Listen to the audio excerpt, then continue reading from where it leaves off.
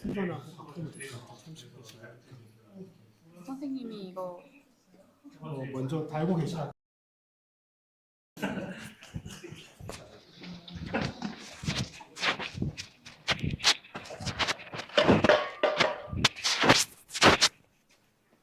카톡으로 보내주신 거죠?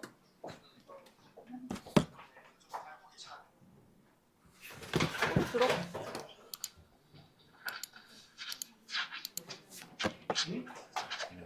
와, 딜레이가 엄청 기네. 카톡으로 보내주신 거죠? 들어.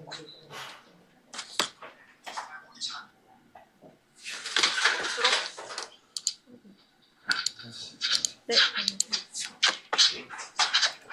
와, 딜레이가 엄청 기네. 롯데가 왔거든. 카톡으로 보내주신 거죠? 실장님 이거 잡음 되게 많이 들어가요.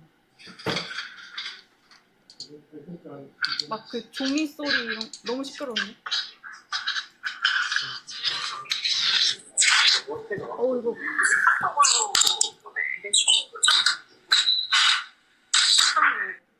소리가 잡음 되게 많이 들어가요.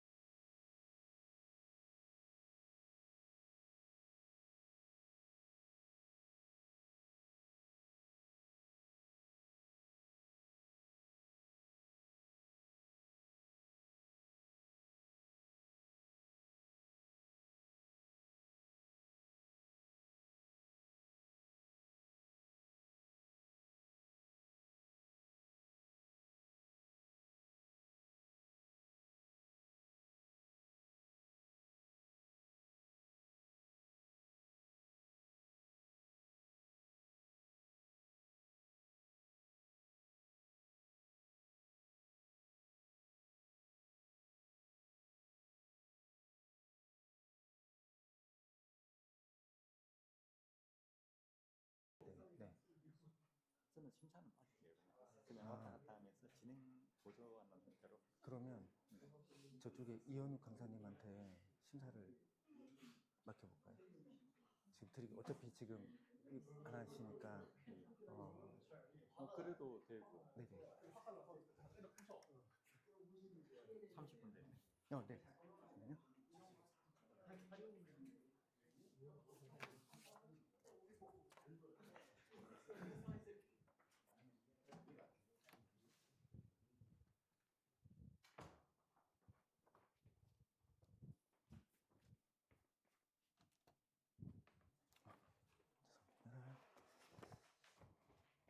아무래도 심사를 좀 해주셔야 될 것 같습니다. 그래요? 보시고 그냥 뭐 어려운 거 아니니까 이렇게 표시만 좀 해주시면 될 것 같습니다. 여기 1번, 2번, 3번, 4번 이렇게 있거든요. 네. 부탁 좀 드리겠습니다. 네. 네.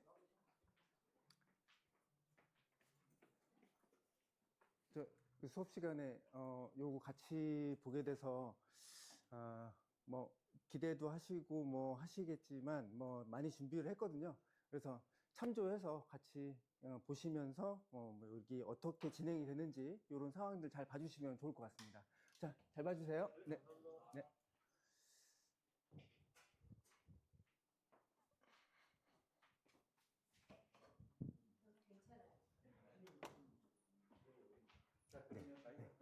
시작하시면 될 것 같습니다. 지금 진행하면 되나요? 네. 네, 반갑습니다. 지금부터 카티아 첨단 로봇 제조기술 2기 교육생들의 프로젝트 중간 발표를 진행하도록 하겠습니다. 오늘 이 자리에 심사위원으로 외빈께서 참석을 하겠습니다. 여러분들한테 간단하게 소개를 해드릴 테니 박수로 맞이해 주시기 바랍니다. 한국기술사회의 안여한 연구원 이책임입니다.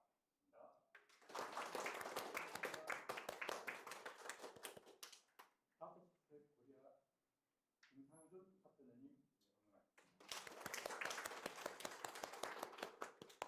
그래서 이제 파트 허준경 책임님 방문하겠습니다. 다섯 번째 우민지 파트너님 방문하겠습니다. 한편의 공부 태용미 위원님께서는 차량이 막히는 관계로 조금 우연이 되고 있습니다. 나중에 보시면 다시 한번 소개드릴 수 있습니다. 이상 그 외빈 소개를 마치고 지금부터 프로젝트 발표회를 진행하도록 할 텐데 프로젝트 발표는 저희 신동기 강사님께서 직접 진행을 하도록 하겠습니다. 열심히 하시기 바랍니다.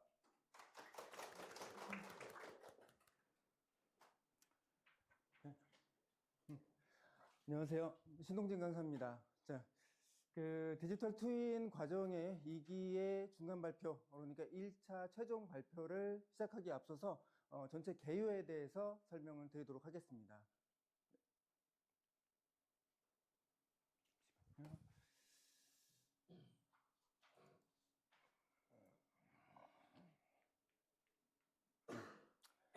자, 디지털 트윈이라는 이름을 가지고 첫 번째 과제를 준비를 했고요. 자, 뭐 구체적으로 얘기를 하면 첨단 로봇 개발 및 응용을 통한 가상 공장 생산 현장의 레이아웃 구성을 하는 것을 목표로 삼았습니다. 자, 보시면 몇 가지 이제 대주제들이 있는데요. 첫 번째는 버추얼 트윈이라는 말로다가 우리가 가상 공장을 운영하는 내용으로서 1번부터 5번까지의 소주제를 가지고 이곳으로 레이아웃을 구성하는 것을 목표로 삼았습니다. 보시는 발표자들의 내용을 보실 때 이 세 가지 키워드로 여러분들이 봐주셨으면 좋겠습니다. 자, 왜 어떤 산업 분야에 이 동향을 조사를 하고 어떻게 선택을 했는지 이런 것들을 지금 첫 번째로 보시게 될 거고요. 그렇다면 이 선택한 것들을 어떻게 왜 이런 식으로 봐주시면 좋을 것 같습니다. 그래서 공정 분석과 제조 기술 조사를 해서 KPI 분석을 통해서 생산량과 그 다음에 환경 개선에 대한 내용이 주로 되겠습니다. 자, 그래서 이것을 우리 3D 익스피리언스 플랫폼을 이용해서 가상 시나리오를 구성하고 KPI 설정을 목표치를 설정한 다음에 여러 가지 시뮬레이션 기법을 통해서 하고자 하는 목표치를 발표를 하도록 하겠습니다. 자, 이렇게 날짜로만 보면 한 달 반 정도의 기간 동안 팀 구성을 하고 기획 발표, 중간 발표, 오늘까지 해서 한 약 40일간의 준비 기간을 거쳐서 이렇게 진행을 하게 되었습니다.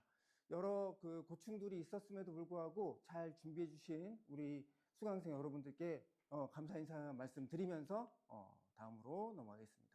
자, 발표 일정은 일단 20분에서 25분 정도 소요될 예정이고요. 질문 응답 시간까지 포함해서 최대 35분을 넘지 않는 선에서 준비를 하겠습니다. 별도의 쉬는 시간 없이 1팀부터 4팀까지 발표를 할 예정이고요.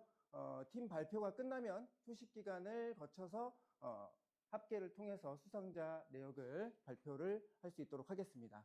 자, 팀 구성표를 잠깐 보시면요. 우리가 처음 시작할 때 요 인원으로 시작했었는데 여기 두 분이 지금 빠지는 바람에 이렇게 블라인드 처리가 되어 있다라는 거 알고 계시면 되겠고, 총 17명이 이 팀 프로젝트에 참여한 내용입니다. 자, 발표 순서입니다. 1번으로 발표하게 될 팀은 나라라 슈퍼요트 팀부터 시작을 해서 두 번째 다소 팀, 그리고 패커스 에어로존으로 마감을 하게 되겠습니다. 나눠드린 브로셔를 최대한 활용해 주셨으면 좋겠고요. 그 내용대로 여러분들이 잘 파악해서 어떤 의견을 가지고 이런 것들을 준비했는지 좋은 심사 부탁드리겠습니다. 그리고 마지막으로 한 가지 당부의 말씀드리면 저희는 이제 가상 공장을 설계하고 구성하는 데 목표를 두었습니다. 그러다 보니까 여러 가지 디바이스 또는 이런 리소스들이 있는데 그 리소스에 관련한 비용에 관련한 내용들은 저희가 좀 배제를 했습니다. 그래서 심사하실 때 비용 측면에 관련된 내용들은 제외가 되어 있다라는 것을 참고하셔서 심사평에 반영을 해주셨으면 좋겠습니다. 자, 그러면 지금부터 1조 첫 번째 발표팀부터 앞으로 모셔서 발표를 시작을 해보도록 하겠습니다. 큰 박수로 나라라 슈퍼요트 팀 모시겠습니다.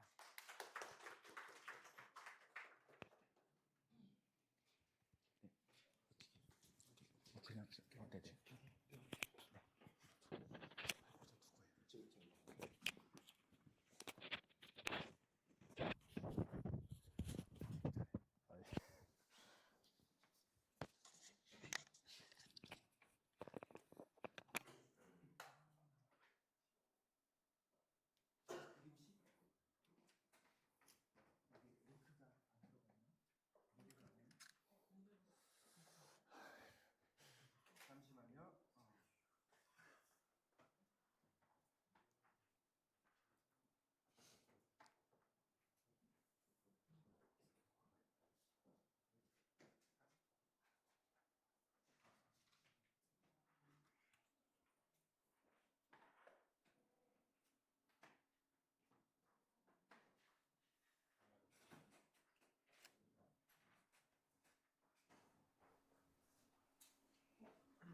링크 있는 누구나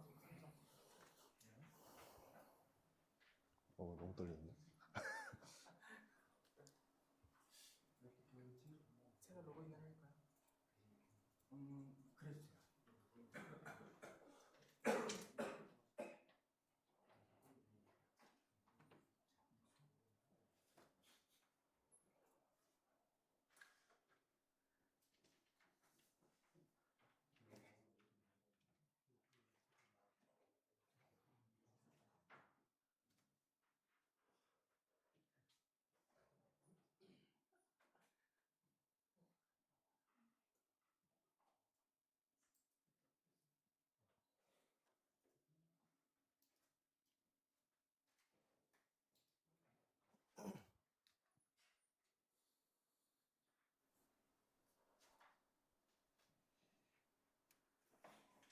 어떤 건?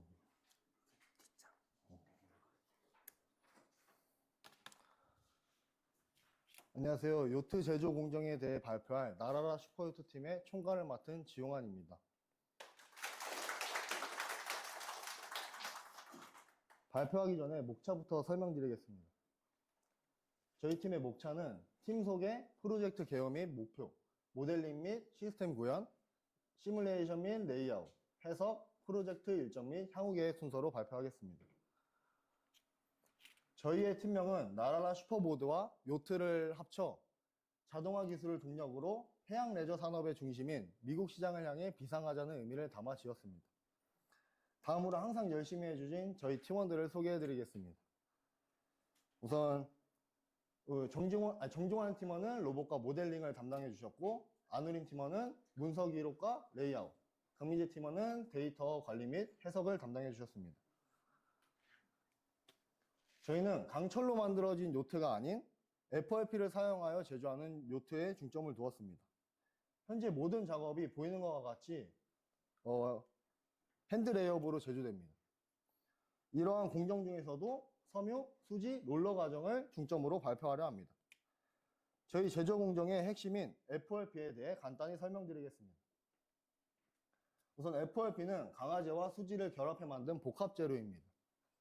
간단히 건축물에 비유를 하자면 철근은 섬유는 철근이고 이제 수지는 콘크리트라고 생각하시면 이해하기 편하실 겁니다.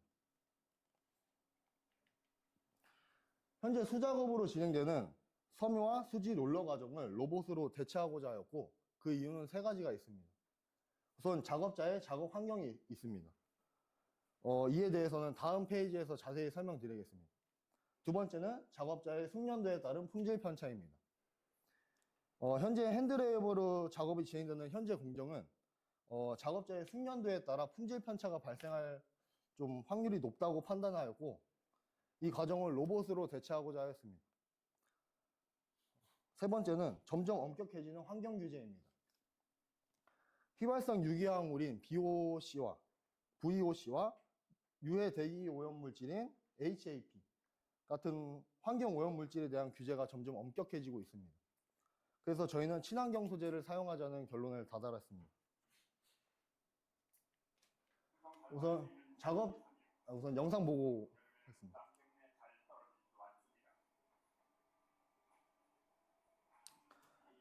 이거 영상 한번 멈춰 주실 수 있어요?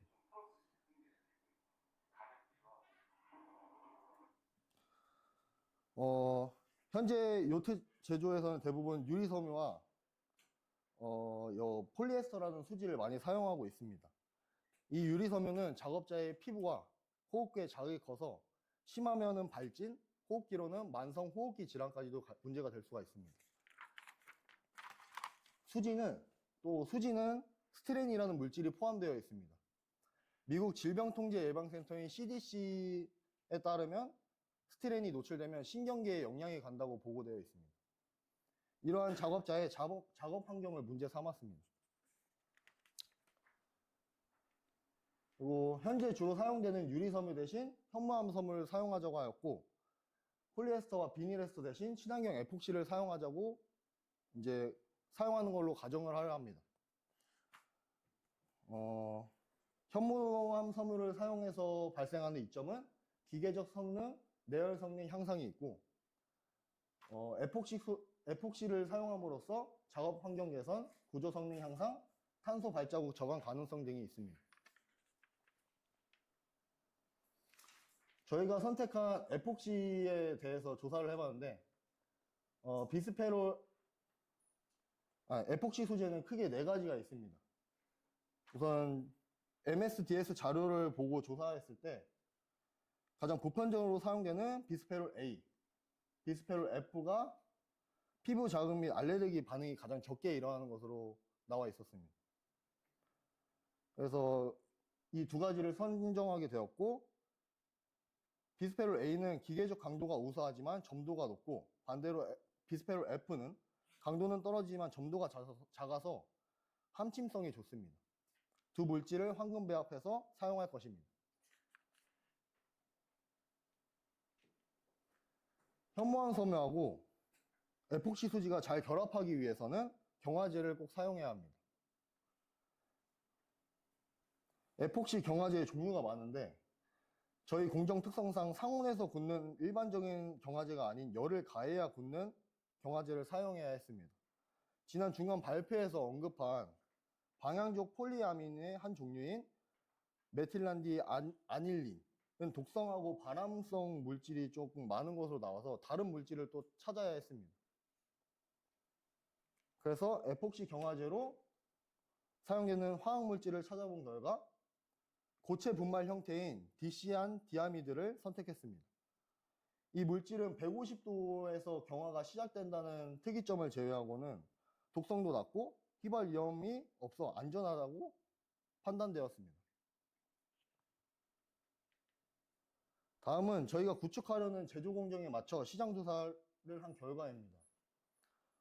우선 전 세계 요트 시장의 성장 규모부터 살펴볼 건데, 여기 보이는 2010년 설립된 컨설팅 회사인 리서치 네스터라는 리서치 네스터 회사의 시장 조사에 따르면, 저기 좌측 상단에 보이는 그래프처럼 2025년 약 98억 달러, 하나로 약 14조 2662억 원에서 2035년 약 150억 달러 규모로 하나 약 21조 7400억 원으로 가파르게 성장할 것으로 보입니다. 이는 요트가 단순히 사치제가 아닌 이제 하나의 라이프 스타일로 자리 잡고 있음을 보여줍니다. 그렇다면 어느 지역이 이 성장을 주도하고 있을까요? 오른쪽 상단 여기 점유율 차트를 보시면 북미 시장이 36.4%로 전 세계에서 가장 압도적인 비중을 차지하고 있습니다. 유럽과 아시아를 제치고 북미가 제일 이토록 독보적인 이유는 명확합니다. 이 빨간색 안에 있는 이 내용을 보시면 코트라의 자료를 분석해 본 결과 북미 시장은 코로나19 이후 레저보트 수요가 폭증하면서 최대 판매량이 32만 대를 달성했습니다. 특히 약 1억 명구의 인구가 수상 레저를 즐길 만큼 저변이 넓고 등록된 요트만 1200만 대에 달합니다. 무엇보다 초고액 자산가들이 자산 다각화와 4천만 명의 디지털 노마드들이 이제 해상 오피스로 활용하면서 고품질 요트에 대한 수요가 그 어느 때보다 높은 상황입니다. 이처럼 압도적인 수요와 탄탄한 인프라, 그리고 디지털 전환이 빠른 북미 시장은 저희가 준비 중인 로봇 제조 공정의 결과물을 선보이기에 가장 적합한 요충지라고 생각합니다. 따라서 저희는 북미 시장을 메인 타겟으로 겨냥하여 그들의 높은 기준에 부합하는 고품질 요트를 제작하는 것을 최종 목표로 하고 있습니다. 다음은 KPI 분석입니다.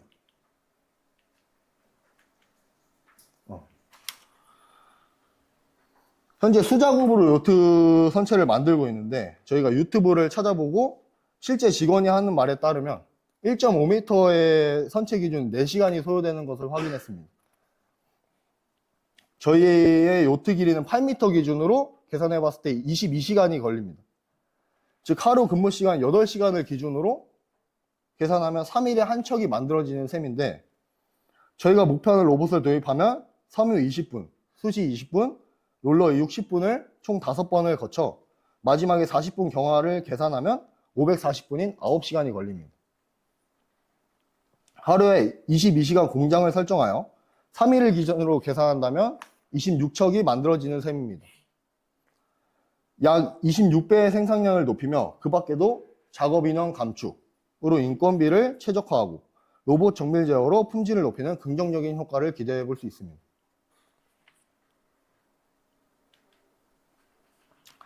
저희 모델링은 카티아를 활용하였고 이제 레이아웃은 델미아, 해석은 시뮬리아를 사용하였습니다.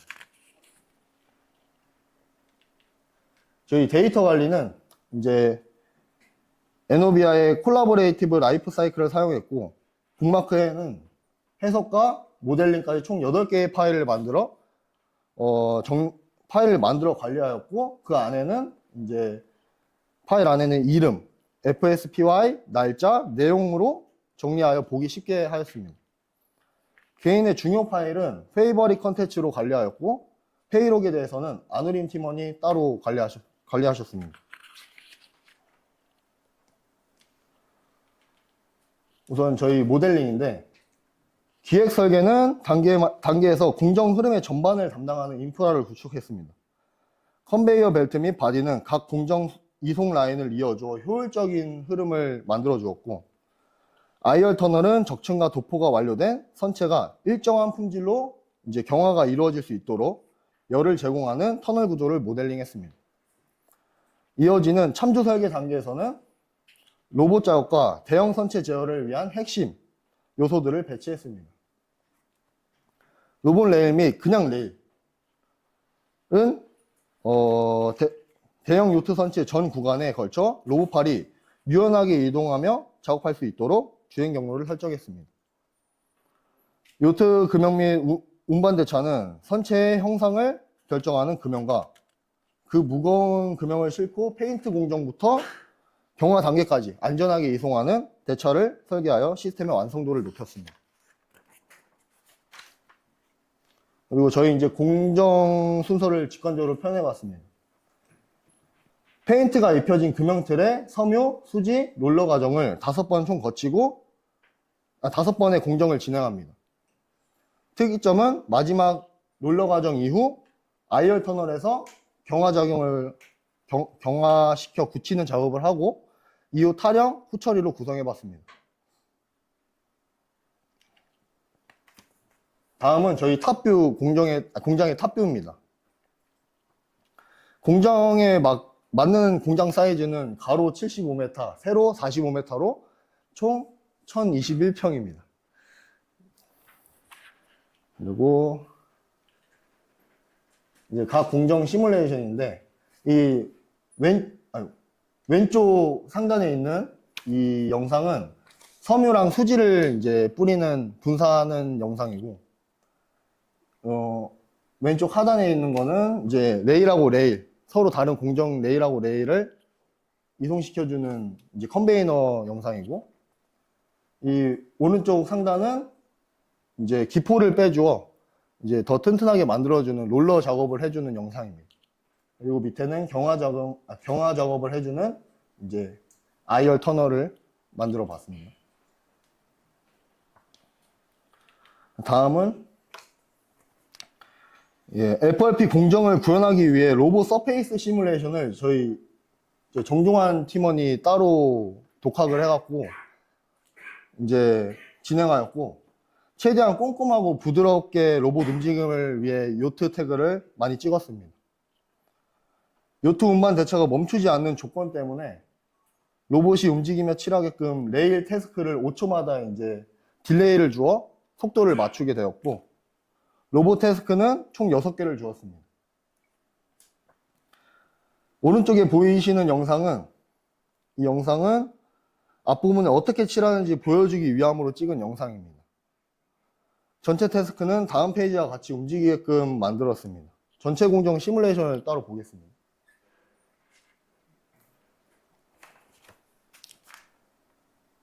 지금 정지된 상태에서 여기로 들어가면 이제 섬유가 뿌려지는 과정이고, 이게 이제 20배속을 한 상태입니다. 이 과정이 끝나면은 다음 과정이 이제 수지 분사로 넘어가게 됩니다.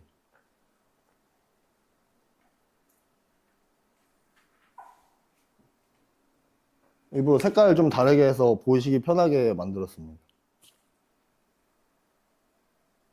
지금 수지 분사죠? 예. 이게 끝나고 나면은 다음 공정이 있는 다른 레일로 이동하기 위해 컨베이어 벨트를 타고 옆 레일로 이동하는 장면입니다. 이후 여기서 이제 롤러 과정을 거치고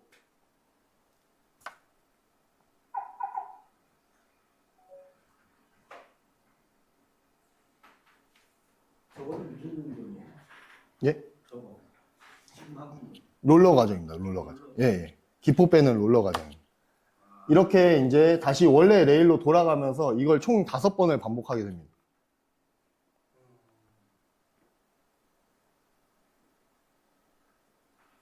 다 반복 후 이제 다시 이제 경화시키는 이제 IR 터널로 이송되게 됩니다.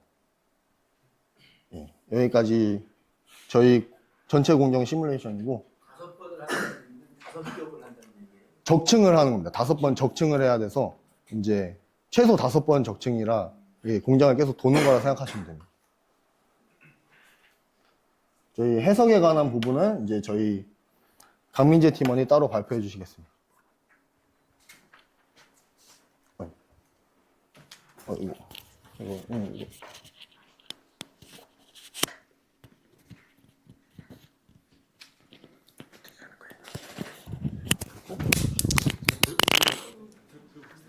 들고 있습니다. 오버도 먼저.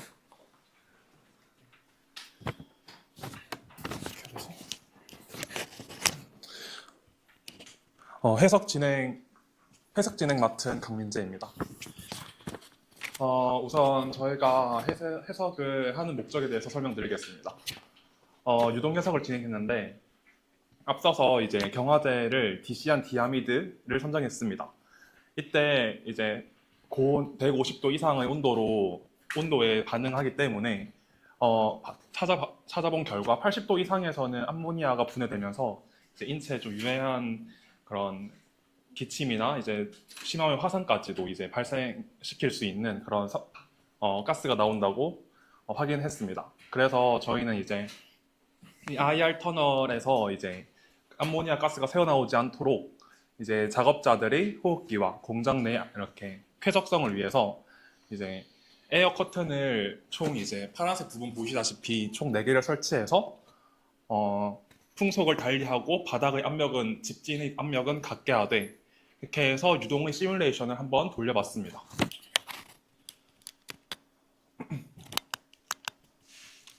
그래서 에어 커튼을 저희가 선정을 했는데 에어 커튼 종류가 참 많았습니다. 그래서 저희가 이제 이렇게 구조적인 문제로 수직형 에어 커튼을 사용해야 됐는데 수직형 에어 커튼을 선정했습니다. 유동해석 첫 번째 조건을 설명드리겠습니다. 저희는 이제 앞서서 수직형 에어 커튼 모델을 참고를 해서 풍속을 설정했는데요. 그 모델의 최대 풍속인 22m/s를 설정했습니다.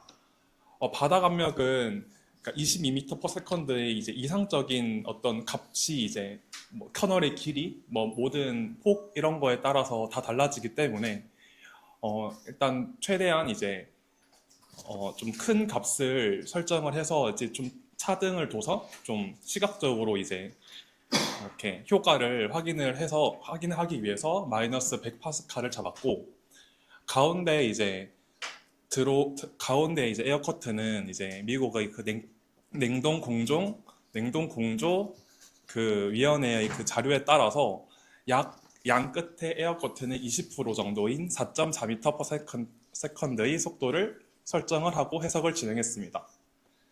해석을 진행한 결과를 설명드리겠습니다.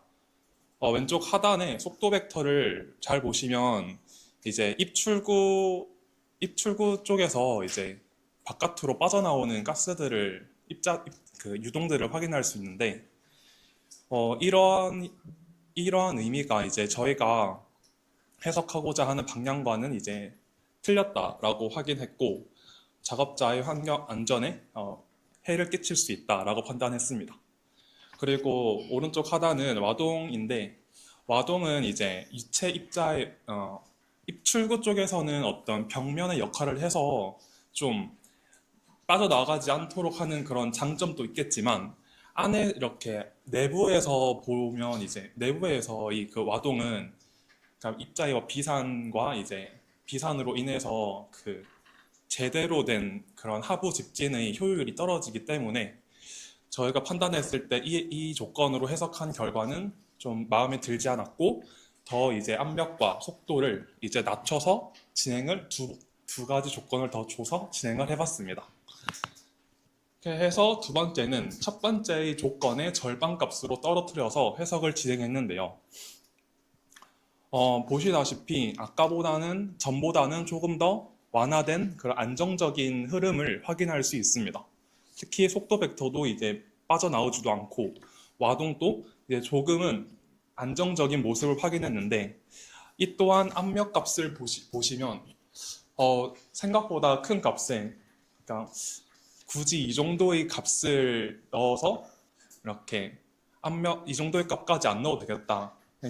이러한 압력을 높일수록 점점 그 경제적인 문제도 동력의 소요가 많이 되기 때문에 저는 한 번 더 값을 절반으로 낮춰서 해석을 진행했습니다. 그래서 세 번째 해석은 이렇게 진행을 해봤는데요. 확연하게 와동의 입출구 쪽과 내부의 와동도 이제 없어진 것을 확인했습니다. 그래서 이제 저희가 이제 제가 해석을 정리를 해보자면 워낙 많은 변수들이 있고 이제 절대적으로 최적화된 값을 이렇게 도출하지는 못했지만 일단은 그 천장의 그 풍속과 이제 밑에 하부의 압력의 이제 균형을 통해서 이제 수치를 적용함으로써 점차적으로 이제 안정된 이렇게 유동의 시뮬레이션을 확인할 수 있었습니다. 그래서 최종적으로는 작업자들에게 이제 작업 환경의 개선, 안정성을 이렇게 시뮬레이션을 할 수 있다는 거에 저희는 의미를 두고 해석을 진행했습니다. 감사합니다. 마무리로 지용환 총괄님께서 발표해 주시고 마치겠습니다.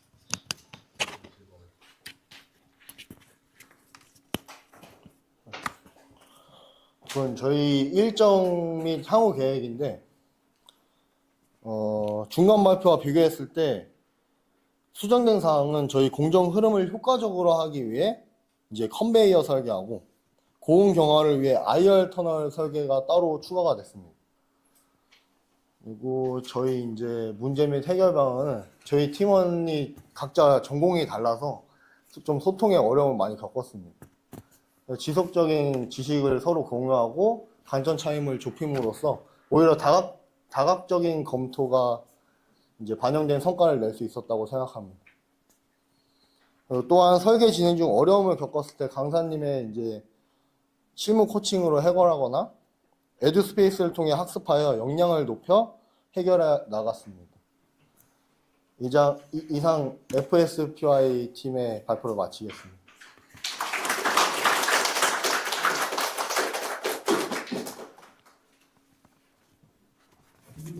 네, 시청자분들께서 이제 평가에 관련된 질문들을 진행해 주시면 되겠습니다. 그 IR 터널 그 시뮬레이션을 네. 환경적인 측면에서 하셨잖아요. 네, 맞습니다. 그 안에 어떤 유해가스라든지 이런 것들을 그 에어커튼을 통해서 이제 차단을 하고 그런 관점으로 이제 환경 안전 측면에서 했는데 품질하고 그 속도, 그러니까 챔버 속에 들어가서 나올 때까지 계속 어느 일정한 속도로 움직이면서 경화가 되는 거잖아요. 예, 맞습니다. 그리고 그 속도와 어떤 그 경화가 되는 품질이라고 하는 게 있거든요. 네. 그 속도가 빨랐을 때의 그 경화의 속도라든지 느렸을 때의 경화의 속도라든지 그런 그 생산성 관점에서는 그 시뮬레이션을 안 하셨어요. 그냥 환경 측면만 하고 제 말이 맞나요? 제 말? 어떤 의미인지 이해했어요. 네. 스코프를 좁히기 위해서 이제 그렇다는 거는 이해를 하는데 네. 왜 그 생산성이라든지 또는 품질이라든지 이런 부분에 대해서는 왜 선택을 하지 않았을까요? 제가 이해한 부분이 이제 그 에어 커튼의 풍속에 따라서 경화가 잘 이해를 못했습니다. 풍속이라고 하는 거하고 에어커튼은 공기를 차단해 주는 기능이잖아요. 네, 네, 맞습니다. 맞습니다. 근데 경화가 되는 것은 에어커튼하고는 상관이 없거든요. 앞뒤에서 공기를 차단해 주는 게 에어커튼이고 네, 맞습니다. 유해가스가 나오면 안 되니까. 네. 근데 안에서 경화되는 것은 그 안에 온도라든지 자외선 그 안에 어떤 뭐 바람의 어떤 그런 유동성이라든지 네. 그런 거하고 관련돼 있는 거잖아요. 네, 그 IR에 대해서 해석 말씀하시는 자외선 아니 그냥 곤란하게 하려고 질문하는 게 아니고 잘 이해 못했습니다.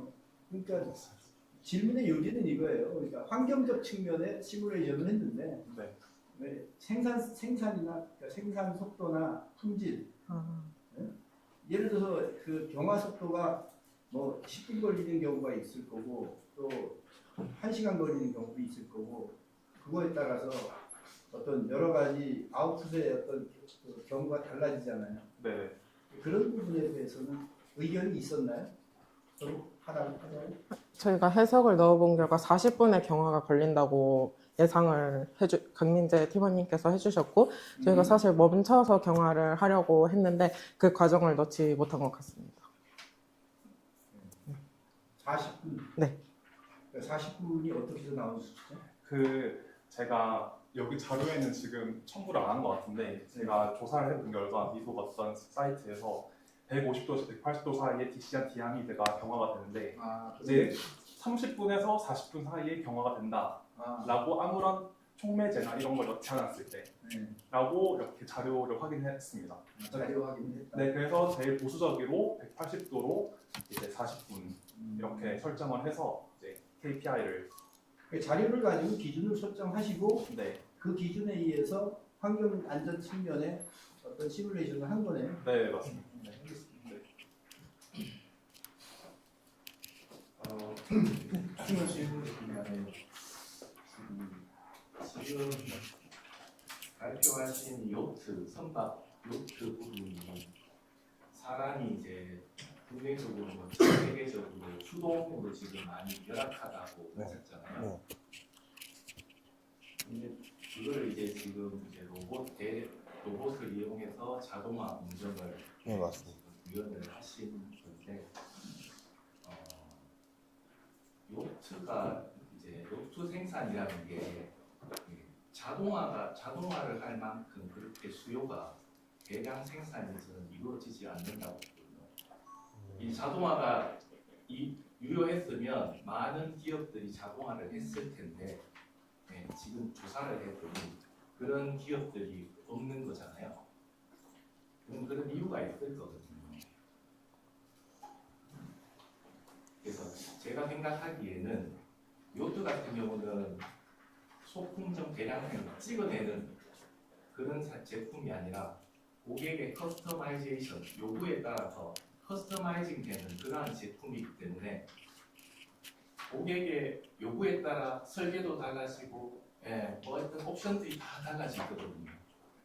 그러다 보니 자동화가 어렵고 거기에 일일이 대응하다 보니 자동화가 어렵고 그래서 자동화를 못했지 않나. 그런 약간 이런 구현을 할 때 그런 것들도 좀 감안을 해서 단순히 이거를 자동화했으면 좋겠다 이게 아니라 왜 자동화가 안 되는지 그런 문제점들도 좀 파악해서 좀 했었으면 더 좋았을 텐데 그런 부분이 좀 아쉬웠다. 그래서 단순히 자동화가 안 되는 자동화를 해서 그런 게 아니고 제품의 특성에 따라 자동화나 대량 생산 아까 KPI 볼 때 이제 기존의 몇 척, 한 척이 뭐 연간 수치는 잘 모르겠지만 혁신적으로 제품을 많이 생산한다 이런 내용을 봤거든요. 근데 그런 게 이제 실제에서는 그런 게 이제 이유가 있다라는 걸 좀 말씀드리고 싶고요. 그다음에 전체적으로 하실 때 목적이 좀 정확하게 뭐를 하고 싶은지에 대한 그런 명확한 그런 메시지 슬라이드를 넣었던 것 같습니다. 전체적으로. 그래서 단순한 그냥 카티아를 썼고 델미아를 썼고 그다음에 해석을 했다. 요것이지 그거를 어떤 이제 목적을 가지고 거기에 맞게 카티아가 설계를 했고 그리고 뭐 시뮬레이션을 했고 이런 목적에 따라서 그런 프로세스가 없는 게 조금 아쉬웠고요. 그다음에 그리고 전체적으로 좀 구현 프로세스 이런 게 좀 있고 그다음에 상표 메시지가 명확하지 않아서 메시지 라인이나 키워드 이런 것들을 좀 많이 활용해서 상표가 한눈에 들어올 수 있게 그렇게 좀 보완을 했으면 좋겠습니다. 그리고 한 가지 아까 KPI에서 이제 공정에 대해서 이제 KPI 보시면 이렇게 보면은 한 척을 수작으로 해서 한 척을 했는데 로봇은 26척을 할 거다라는 이제 근거가 저걸 이제 KPI로 선정을 했으면 저기에 따른 공정 시뮬레이션이 필요하지 않았나. 실제 비율을 돌려봤을 때 여러분들이 구성해놓은 공정이 실제적으로 26척이 나오는지 그런 것들도 좀 델미아나 이런 것들로 적용했으면 좀 더 설득력이 있지 않았을까 그런 생각 이상입니다. 다음 분. 말씀 30분을 경과. 시간이 되나요? 네, 됐습니다. 5분 더 있습니다. 저도 감상평을 좀 말씀드리면 주인에 계신 분하고 약간 비슷한 얘기긴 한데 요트잖아요. 요트를 왜 선택했을까 일단 그 부분이 하나 있고 이제 보여주실 때 요트 시장이 엄청 커지잖아요. 요트 시장이 엄청 커지면 분명히 경쟁자들이 많을 거예요. 국내에서도 경쟁자들이 많고 시장이 커지는데 아무도 그걸 보고만 있지 않을 거예요. 그러면 경쟁이 엄청 심할 거고 그럼 그 경쟁을 뚫기 위해서 어떤 걸 해야 되는지 중요시하게 포인트를 뽑아냈다면 그리고 그 포인트가 예를 들면 뭐 서스테너빌리티다 아니면 생산 리드타임 뭐 이런 포인트를 뽑아내서 그거를 기술로 연결시켰다면 흐름이 되게 자연스러웠을 것 같아요. 근데 단순히 시장이 엄청 커지니까 요트 시장이 중요해. 그리고 그 요트를 잘 만들기 위해서 그냥 로봇을 투입할 거야. 이렇게 가니까 이제 흐름이 끼어 맞춘 듯한 흐름인 거. 어쨌든 이제 프로젝트이긴 하지만 나중에 이제 현장에 가서는 사실 그러한 흐름이 되게 중요하고 시장을 보고 그다음에 경쟁이 뭐가 있는지 보고 진짜 고객의 의사이 뭔지를 알아야 그걸 기술화하지. 기술이 맞는 안 되잖아요. 고객의 요구와 맞춰지는 기술이 최고거든요. 그게 앞단에 있어서 되게 좋았을 것 같고 그다음에 아까 그 이동 해석하는 거는 그래서 그 결과를 어떻게 적용하겠다는 건 제가 이해를 잘 못했어요.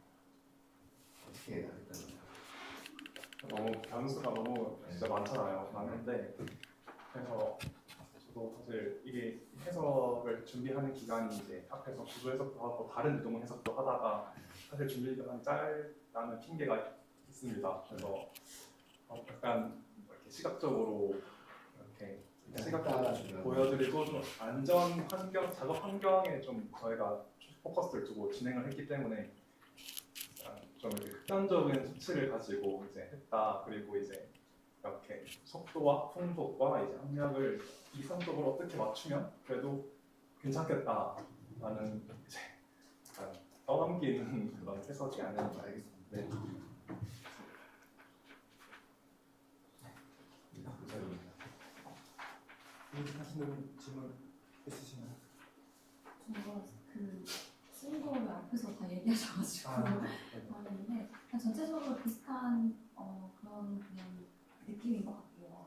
제 생각에는 그런 처음 봤을 때부터 뭔가 요트가 되게 특이한 되게 주제잖아요. 그래서 그 처음 들었을 때부터 뭔가 이걸 왜 선택했는지에 대한 그런 궁금증을 계속 가지면서 들었던 것 같아요. 근데 이제 중간중간에 그런 게 나오더라고요. 갑자기 그 산업이 어떻고 이런 것들이 조금 뭔가 논리적으로 봤을 때 저희가 처음 발표를 듣는 입장이니까 그 순서를 잘 정했으면 그게 더 이해가 빨랐다는 생각이 들었고 이게 중간 평가죠. 제가 그래서 또 이해는 하거든요. 아직 그 수업하는 일정이 남았고 지금까지 배웠던 거를 이제 토대로 해서 만든 발표이기 때문에 다음 발표에서는 앞으로 배웠던 것을 보완할 거잖아요. 그 발표에서는 좀 그런 선정을 왜 했는지 이런 부분들을 좀 짧게 얘기하고 뭔가 좀 그 뒤에서 보완해서 했던 그런 기술적인 부분을 넣어서 발표해 주시면 더 좋을 것 같아요. 그때 더 기대 많이 해볼게요. 수고 많으셨습니다. 수고하셨습니다. 시간이 짧아서. 네. 그러면 이것으로 우리 투팀 나라나 슈퍼 투팀의 발표를 마치도록 하겠습니다. 두 번째 팀 안 쉬고 한다고?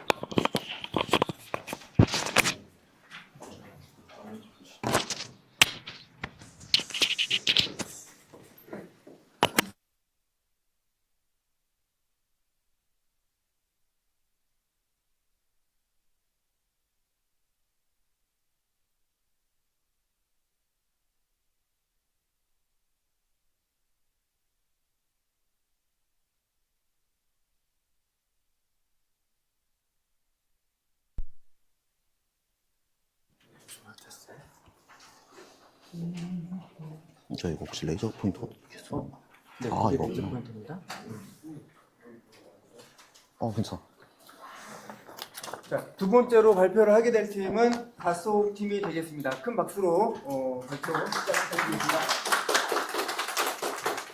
네, 안녕하십니까. 이디오 조립공정 구현을 목표로 진행한 다소 팀의 발표자 이성우입니다. 네, 저희 발표 순서는 저희가 프로젝트를 진행한 순서에 따라서 설명드리고 마무리 후에 발표를 마치도록 진행하겠습니다.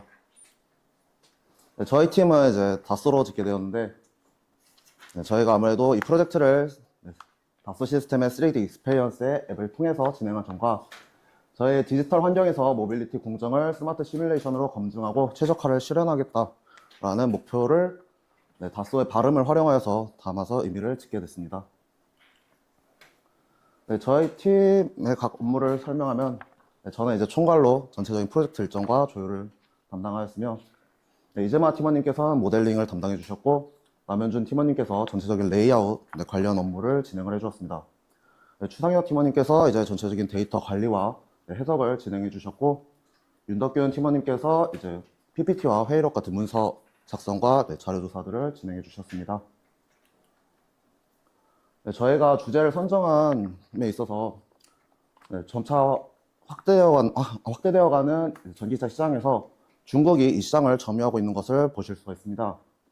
이가 가능한 이유는 저렴한 인건비로 이제 압도적인 인력 투입이 가능한 점이 주가 되고 있었으며, 미국의 테슬라사에서는 이제 이를 바짝 쫓아가고 있는 모습을 볼 수가 있었습니다. 그래서 테슬라사에서는 이 언박스드 프로세스와 같은 이 기존 조립 공정에 혁신적인 변화를 주어 이러한 상황을 타개하려는 모습을 보여주고 있었으며, 저희는 이러한 점을 주목하여 전기차 시장을 주목을 하였습니다. 이 중에서도 이제 전기차의 심장이라고 불리는 핵심 부품인 EDU는 이제 정밀한 조립이 요구되는 시스템 단위의 모듈이면서 기존 수작업의 공정에서 이제 오차를 무인화 공정을 통하여 디지털 트윈을 통하여 이를 구현하였을 때 가장 큰 경쟁력을 가질 수 있다고 판단을 하여 EDU로 선정을 하게 되었습니다. 그래서 EDU는 이제 전기 구동 장치로 일렉트릭 드라이브 유닛의 약자로서 인버터에서 전력을 제어한 후에 모터로 전달을 해주고, 모터에서 이제 회전 동력을 감속기를 통해서 구동축으로 전달하는 시스템, 하나의 시스템이 가지고 있습니다.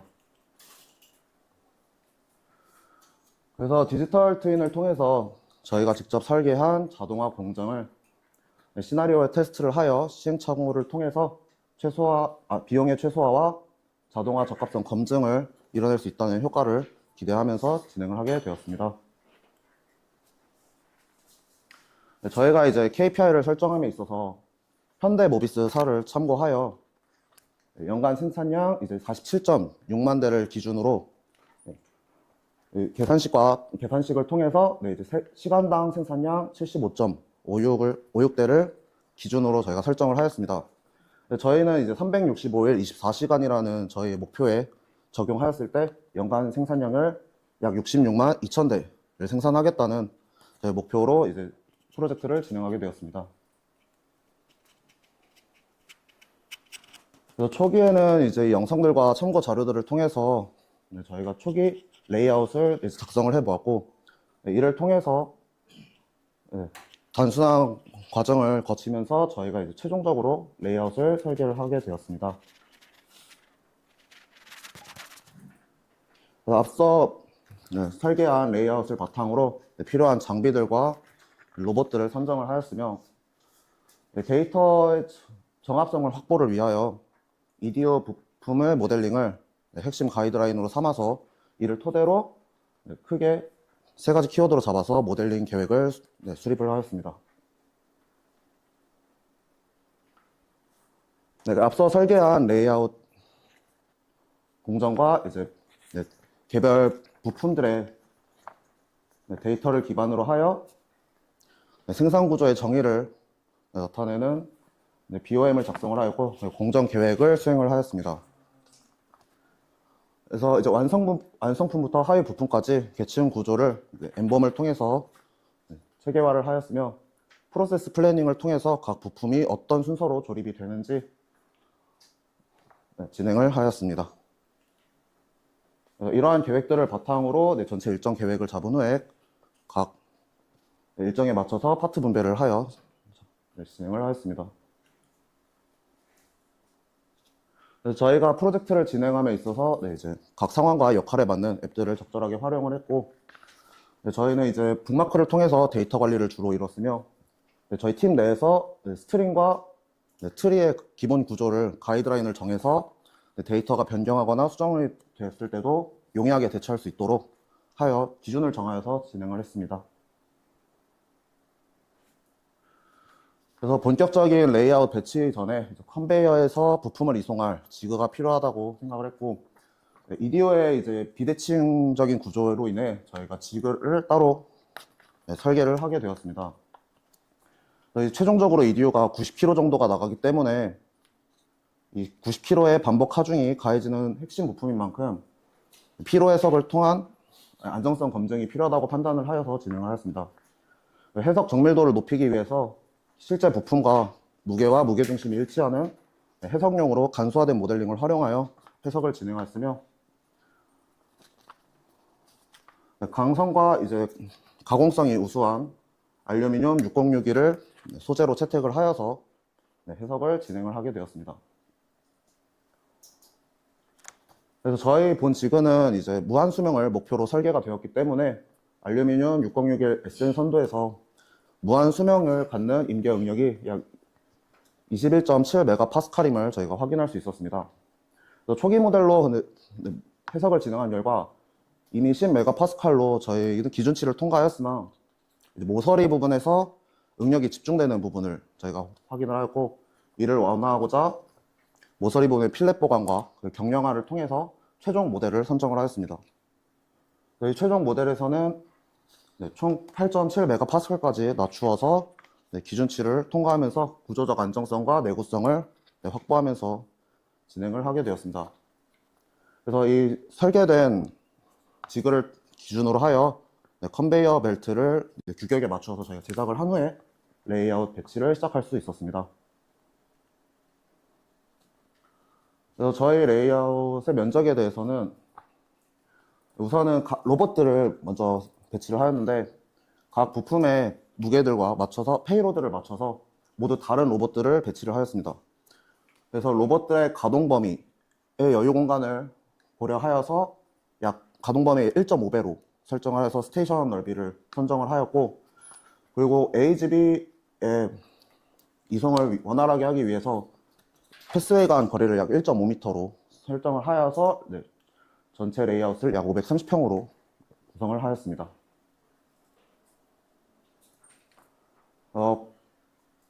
저희 공정 흐름에 대해서 우선 간단하게 먼저 말씀을 드리자면, 상부의 초록색 스테이션 라인들이 모두 이제 감속기가 조립되는 라인이고, 하부의 파란색 스테이션들이 이제 모터가 조립되는 라인입니다.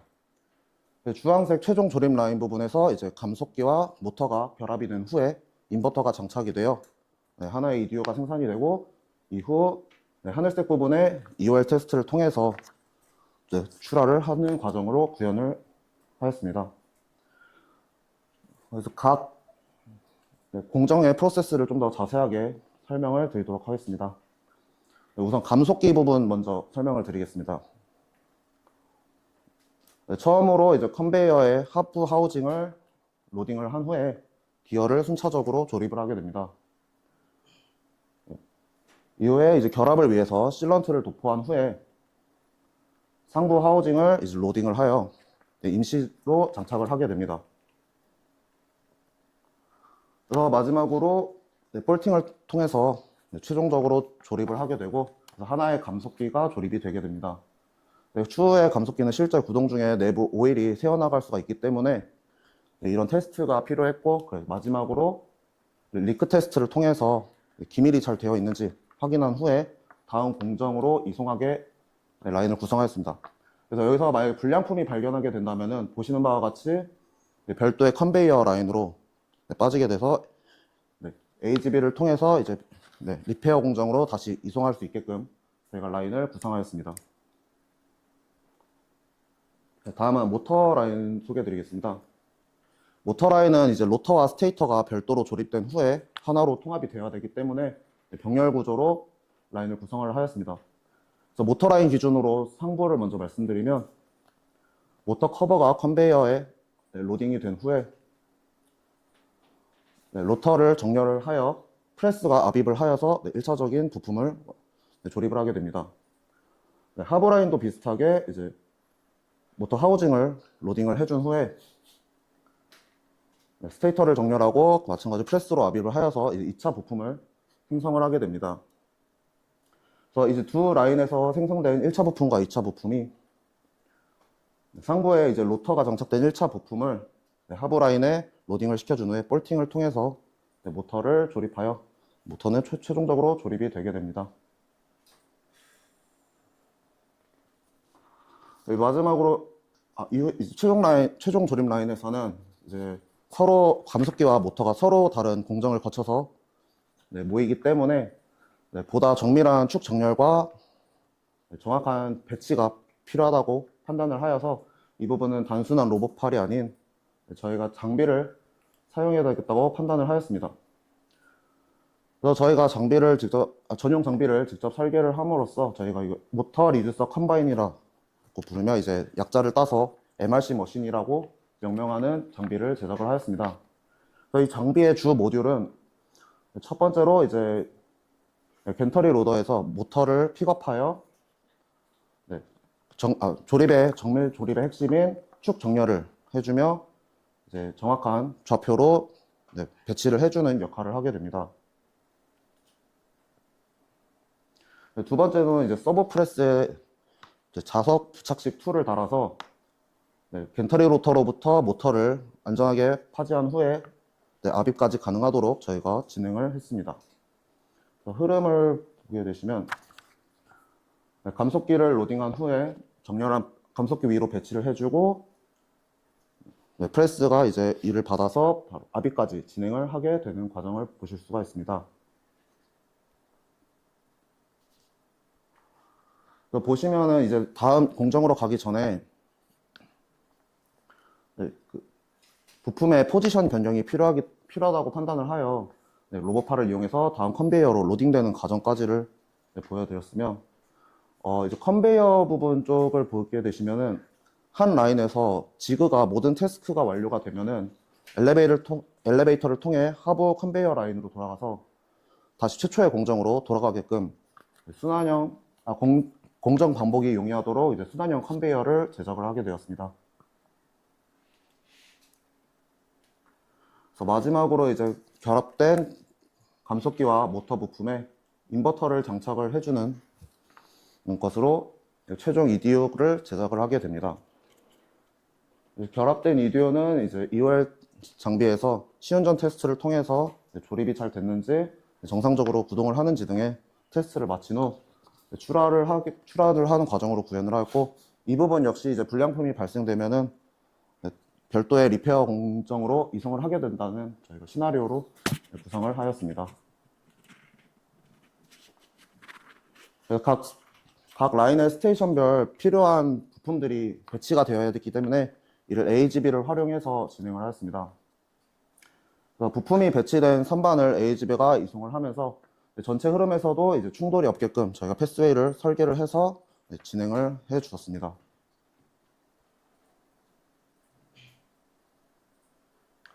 마지막으로 이제 저희가 24시간 기준으로 하여 전체 공정의 플로우를 이제 시뮬레이션을 통해서 저희가 육안으로 확인을 할 수가 있었으며, 또한 이를 통계치를 추출하여 각 스테이션에서 가동률과 평균 사이클 타임을 확인할 수 있었습니다. 여기서 이제 최종적으로 저희가 24시간 기준에 일일 생산량이 1323대를 생산한 것을 알 수가 있었습니다. 그래서 이를 다시 UPH 계산식에 대입을 했을 때 저희 시간당 생산량은 이제 55.13 UPH가 나왔으며, 저희가 이제 현대모비스를 기준으로 최초에 설정했던 75.56 UPH라는 값에 대비하여 70% 정도의 KPI 달성률을 보여주고 있습니다. 또한 목표 연간 생산량이 66만 2천 대를 목표로 하였으나 17만 9천 대가 못 미치는 결과를 저희가 확인을 하였으며, 이 이상의 추가적인 생산성을 확보할 필요가 있다는 최종적인 결과에 도출하게 되었습니다.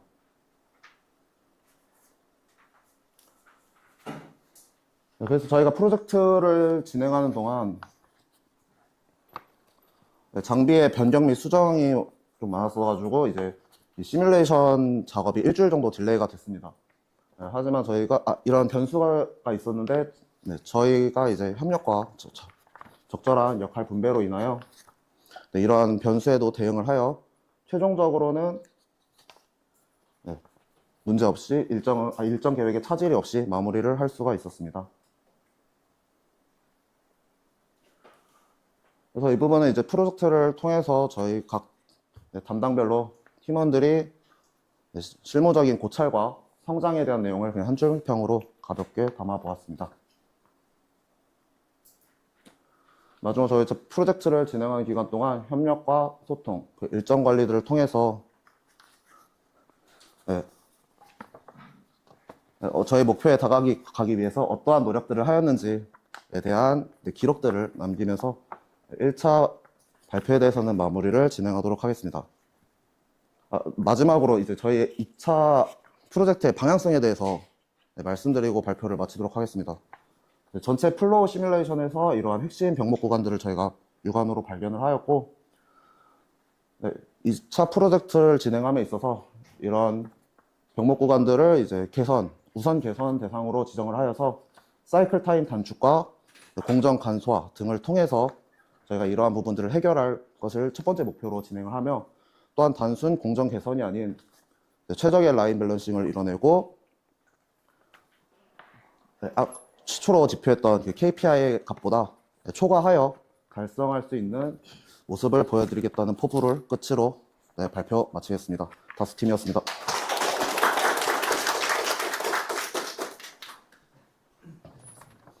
수강원분들의 부탁드리겠습니다. 네.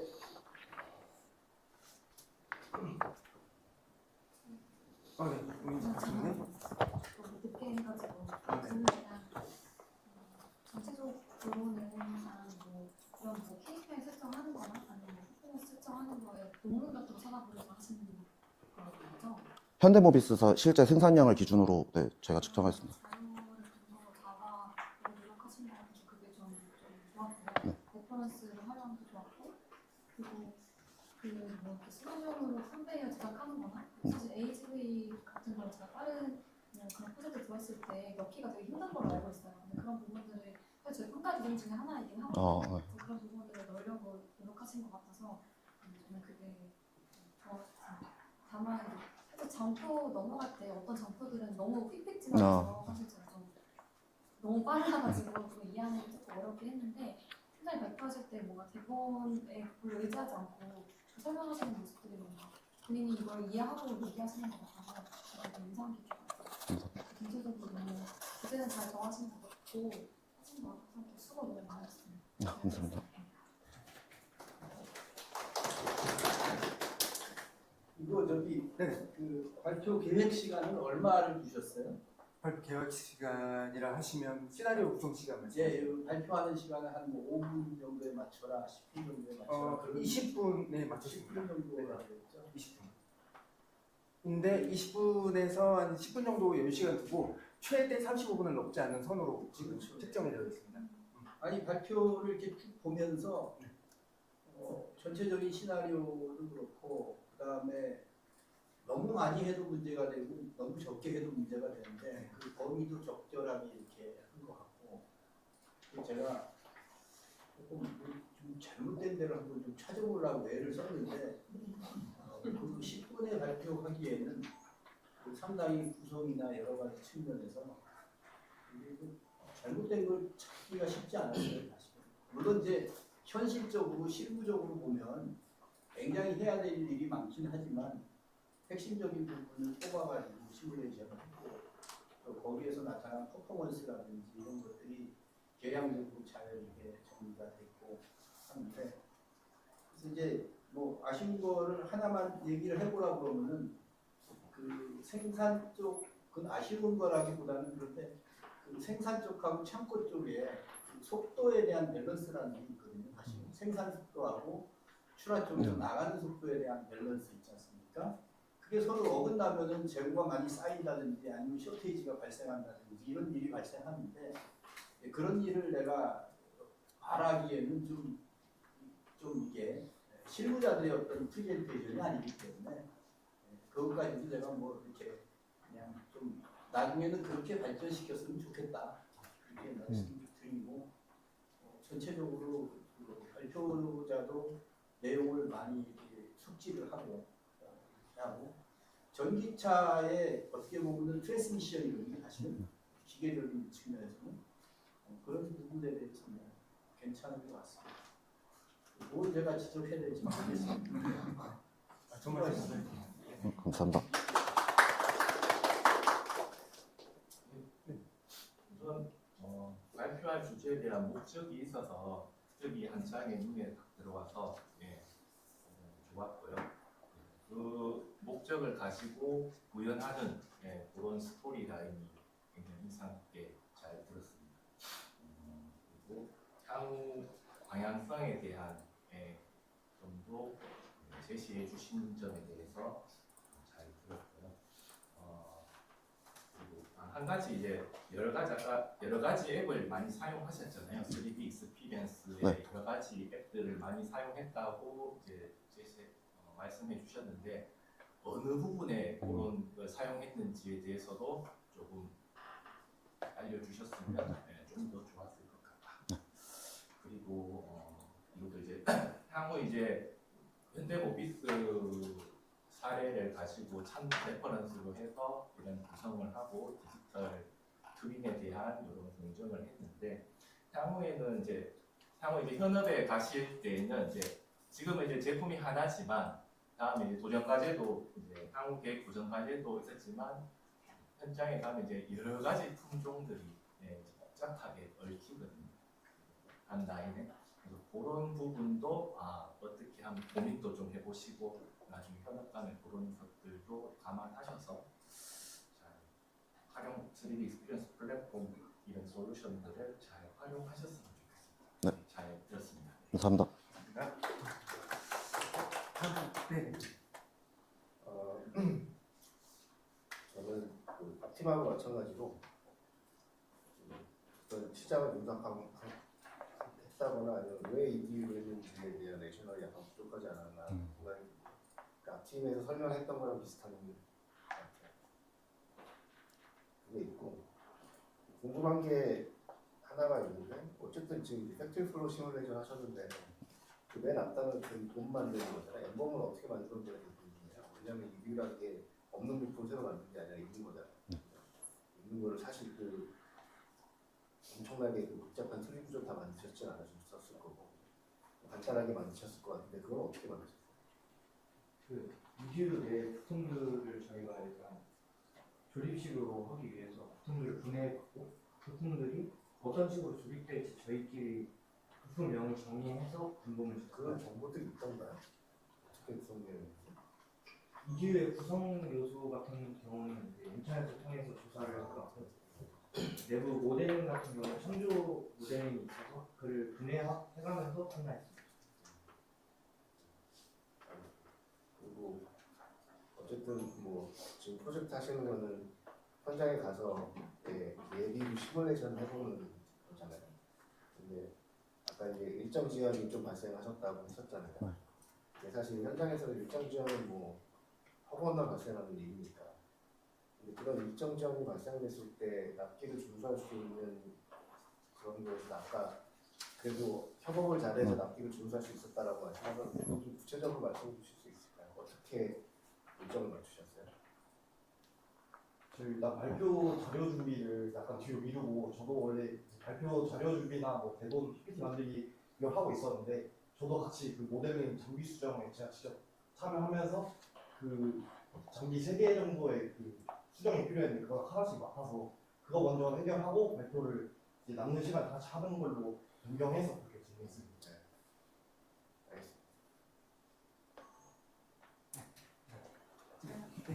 요즘 늦게 들어왔는데 발표를 되게 잘 하시는데 다른 분들도 이제 참여를 많이 하신 거잖아요. 네. 그 과정이 좀 더 많이 보여줬으면 좋겠어요. 그러니까 이해를 잘 하고 계시긴 한데 다른 분들의 역할이 조금 뚜렷하게 되었으면 좋겠거든요. 아까 역할은 좀 나눠주셨는데 실제로 그 역할을 제대로 하셨는지 평가가 어려워서 그런 부분을 좀 신경 써서 좀 정리해 주시면 좋겠어요. 네, 반영하겠습니다.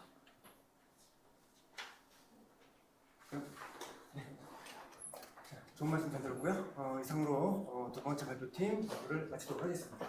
감사합니다.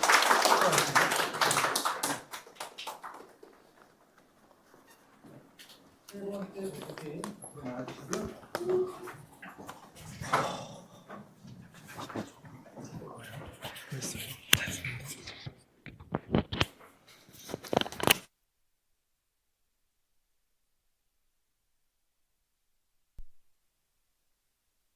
발표할 사람이에요?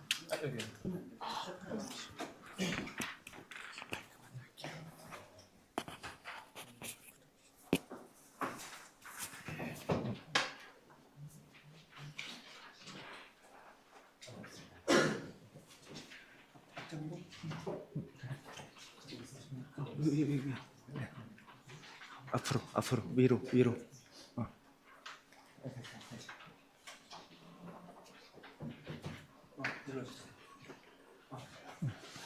자, 그럼 세 번째 발표를 맡게 된 우리 패커스 팀 모셔봤습니다. 큰 박수 부탁드리겠습니다.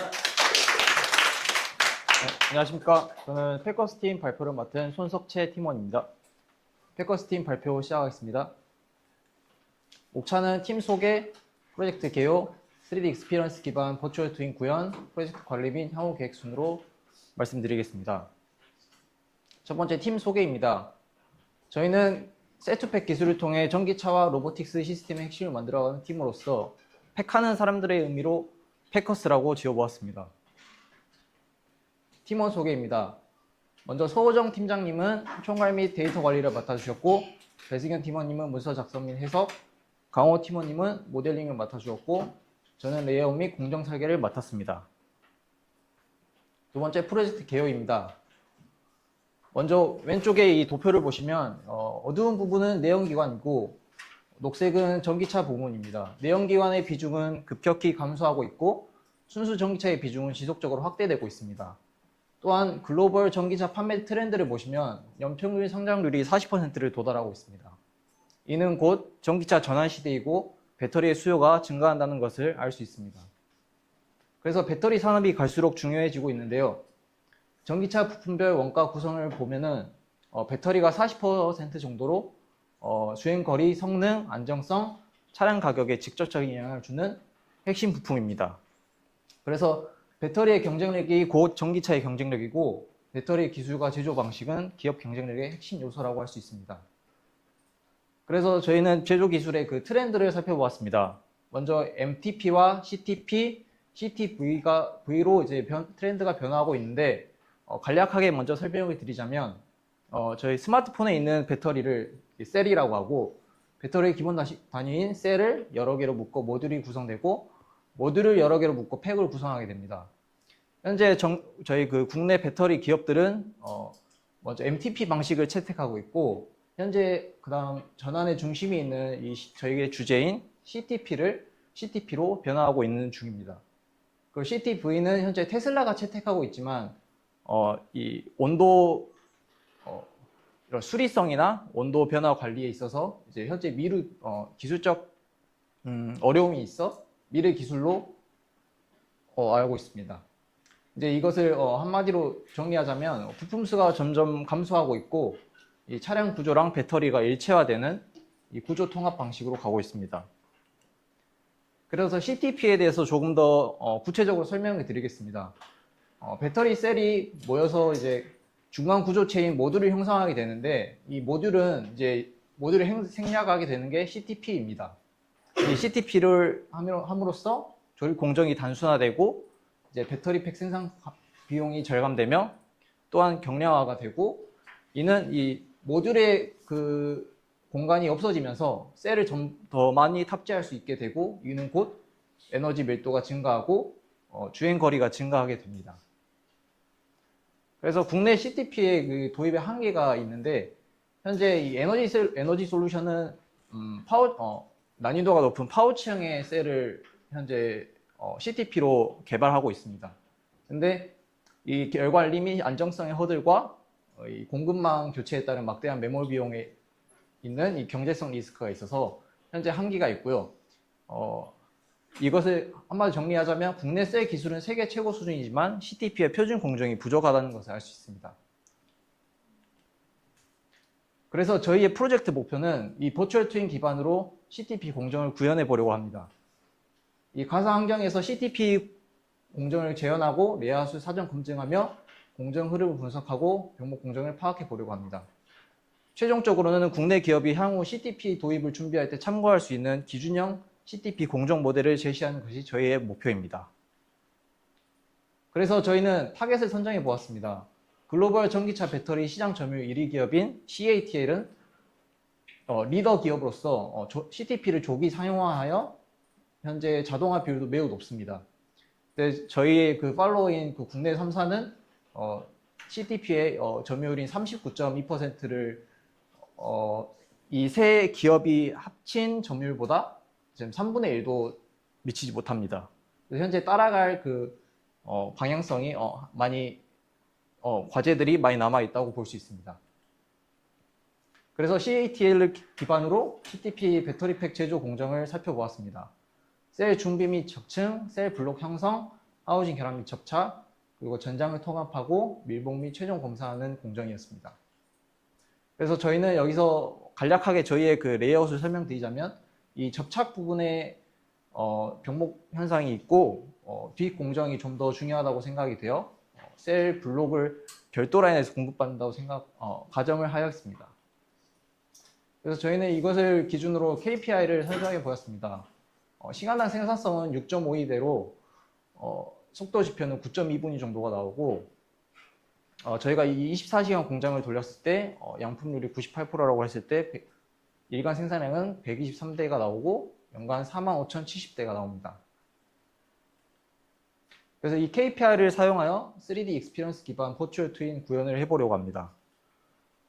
저희는 카티아와 모델링은 카티아, 공정 설계는 데미아, 해석은 시뮬리아, 데이터 관리는 에노비아를 다음과 같이 사용하였습니다. 클라우드 데이터 관리 전략으로는 스트링 룰과 북마크를 활용하여 데이터 정체성을 명확화하고 파일명만 보았을 때 그 버전과 파일을 내용을 알 수 있게 스트링 룰을 적용하였습니다. 그리고 팀원들 간의 그 데이터의 혼선을 막기 위해 이런 관리 원칙이나 활용을 하였습니다.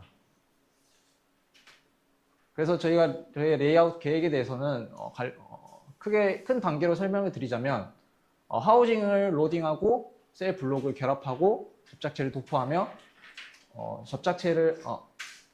전장을 설치하고 마지막으로 하우징 커버를 조립하는 공정을 계획했습니다. 그래서 저희는 근데 컨베이어를 이용하지 않고 반자동 라인을 선정하였는데 이는 CCS와 BMS가 정기적 물리적 연결을 해주는 부품이기 때문입니다. CCS는 셀 단자와 정확하게 맞물려야 하고 BMS 커넥터를 체결하면서 정기적 불량과 위험이 증가하기 때문에 저희는 사람 공정을 투입하였습니다. 다음은 AGV와 트롤리를 채택한 이유인데요. 이것은 저희가 그 품질 이슈로 인한 이 리워크 발생 시 경로 수정만으로 대응이 가능하고 공정 변경, 레이아웃 변경 시 컨베이어 재설치가 불필요하기 때문에 저희는 컨베이어 대신 AGV를 채택하게 되었습니다. 그래서 저희가 가방 하중과 이 대형 배터리 셀이 굉장히 무겁기 때문에 셀 블록을 이동시키기 위해 가방 하중 270kg인 ER270 1700의 6층 로봇을 채택하였고 AGV는 쯔봇의 LU03을 선정하였습니다. 이것을 CTP의 공정에 적합하다고 판단하였습니다. 면적은 다음은 이 슬라이드 면적입니다. 면적은 먼저 로봇이나 주요 부품들을 주요 장비들을 배치를 하고 그다음에 AGV의 이동과 회전 그다음 작업자의 환경 이런 거를 고려해서 면적을 선정하였습니다.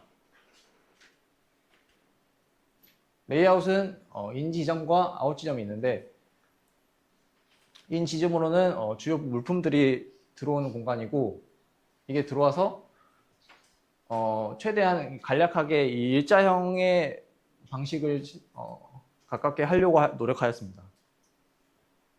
AGV의 그 불필요한 회전이나 이런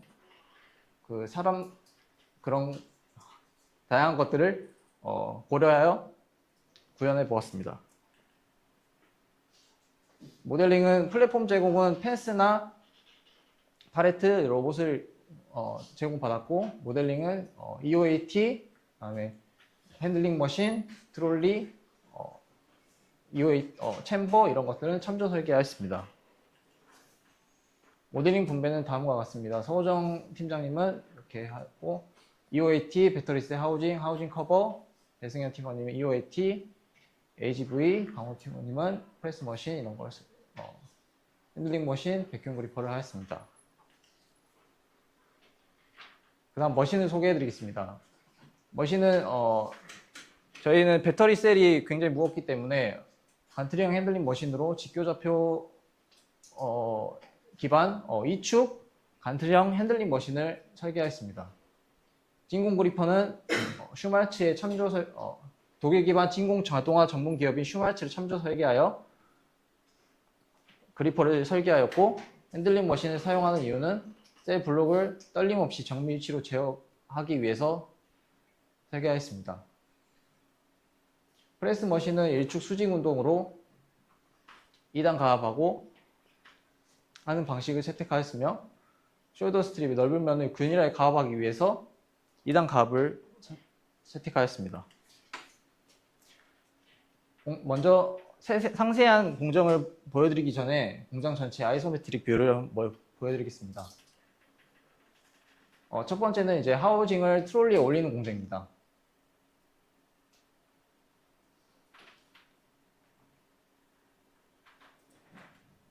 그리고 노즐 로봇이 하우징 내측면에 접착체를 도포하고,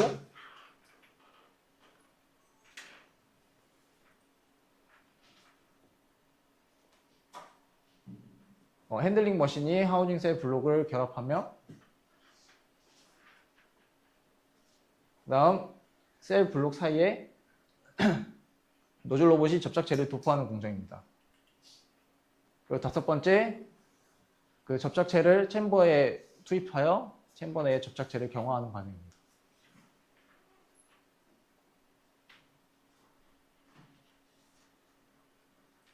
그 다음 사람이 CCS를 설치하는 과정이고, 숄더 접착체를 도포한 후 숄더 스트립을 설치합니다.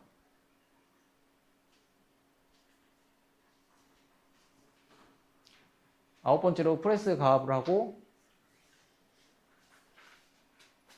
BMS를 설치합니다. 마지막으로 3부 커버를 체결한 후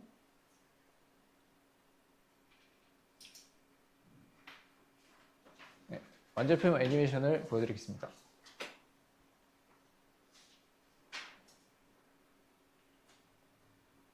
저희는 이 에폭시, 이액형 에폭시를 셀과 셀 사이 냉각 플레이트 상부에 도포를 하고 이 챔버에 경화하는 과정을 타겟으로 잡았습니다. 이 부분은 공정 시간과 품질에 있어서 좌우할 수 있는 가장 핵심 공정이라고 생각하였고, 에폭시를 해석에 대한 필요성을 두 가지로 정의했습니다. 첫 번째는 공정 효율하고 두 번째는 품질 신뢰성입니다. 에폭시는 상온 경화 시 2시간 걸리지만 60도 챔버로 가열할 시 전체 생산 사이클 타임이 단축되며, 이 셀과 셀 사이에 급격한 가열을 할 경우에 이 셀과 냉각 플레이트가 팽창이 되는지 리스크를 사전에 검토하기 위해서 해석을 진행하였습니다. 해석 목적은 공정 효율화, 열 분포 균일성 검증, 배터리 셀 열 영향성 평가, 최적 가열 사이클 제한입니다. 그래서 따라서 저희는 저희 산업에서 가장 많이 사용하고 있는 이액형 에폭시를 선정하였고, 거기에 대한 관련된 논문 자료를 보았는데, 이 고온에서 경화 속도가 빨라서 이 액형 에폭시가 적합하다고 여기 논문에서 확인할 수 있었습니다. 그리고 챔버 온도 설정 근거로는 셀 발열 시작 온도가 60.9도로 60도로 가열했을 시 셀에 변형도 없고 그 안정성이 있다는 것을 확인을 하였고, 전당 강도는 이 3M의 DP420 제품을 저희는 선정하였는데, 여기에 대한 데이터 시트로 보았을 때 이 전당 강도가 4700 psi로 핸들링 강도도 충분히 나온다는 것을 확인할 수 있었습니다. 그래서 형상 윗면에 저희는 이 여론을 4가지 조건을 투입했습니다. 형상 윗면에 복사열과 형상 전체의 복사열, 그다음에 형상 윗면에 공기와의 대류에 대한 대류열, 아래면에 전체적인 대류열, 또한 이 에폭시가 경화되면서 내부 발열이 발생하기 때문에 이 내부 발열에 대한 그래프 방식을 식을 통해 이렇게 도출하게 되었습니다. 하지만 이 해석 과정에서 지금 현재 결과값을 도출하지 못했는데요. 이것은 메시가 너무 커서 너무 작아가지고 발생하는 메모리 문제로 이제 결과가 나오지 못했고, 매식의 크기가 너무 크게 컸을 경우에는 방생하는 온도 오류가 많아서 온도가 올라가지만 한쪽 온도는 심하게 상승하는 경우가 있었습니다. 그래서 2차 프로젝트 때에는 이 해석에 관해서 좀 더 결과값을 도출하기 위해 좀 더 그 컴퓨터로 해석을 돌려보려고 합니다. 네 번째, 프로젝트 관리 및 향후 계획입니다. 기간 일정표는 이렇게 되고, 이 프로젝트를 진행하면서 팀원들과 일정표를 기반하여 진행하려고 노력했습니다. 노션을 통해 저희끼리 자료를 회의 진행 상황을 공유하였습니다. 회의록도 저희끼리 팀원 공유하여 진행하여 작성하였습니다. 프로젝트 시행착오와 해결 성과입니다. 시행착오는 로봇 티칭을 하면서 티칭 오류 문제가 발생하였습니다. 특이점이 발생하는 부분이 있었고, 이 원인을 분석해 보니 관절 자유도가 부족해 특이점이 발생하였습니다. 이 해결 시도로 미세 조정하고 목표점 이전에 중간 접근점을 추가하였습니다. 그 다음 접착제 도포 공정 버추얼 구현 도전입니다. 저희는 컨베이어가 아닌 AGV와 트롤리를 이용해 라인을 이송하면서 처음 저희 목표는 전체를 구현해 보고자 했지만 실제로 이 워러스 모사하는 데 한계가 있어서 프로젝트 기간 내에 완전 구현에 도달하지 못했습니다.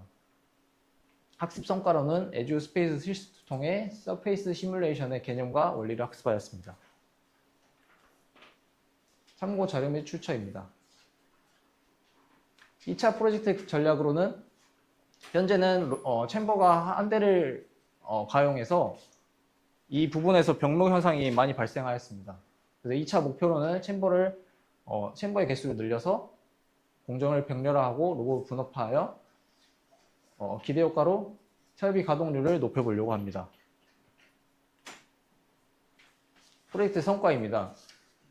배터리팩 설계를 완료해보고 버추얼 트윈 기반에서 레이아웃을 해보며 로봇 및 AGV 자동화를 구현해보고 데이터 기반의 공정을 검증해보았습니다.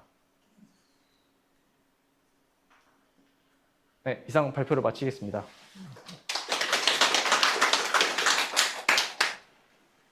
선생님분들의 말씀 듣는 시간이 되었습니다. 네, 선생님. 미친 건가요? 목표로 생산량이 있습니다. 표 생산량 생산량이 얼마나 하려고 몇개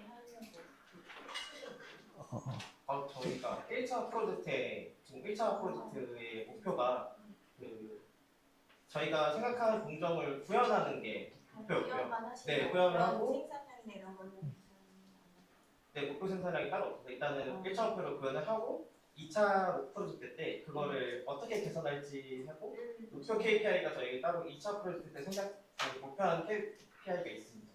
그거를 달성하기 위해서 2차 프로젝트에 반영을 해서 부분을 맡겠습니다. 그럼 레이아웃 말씀하시는 거예요? 네, 그렇습니다.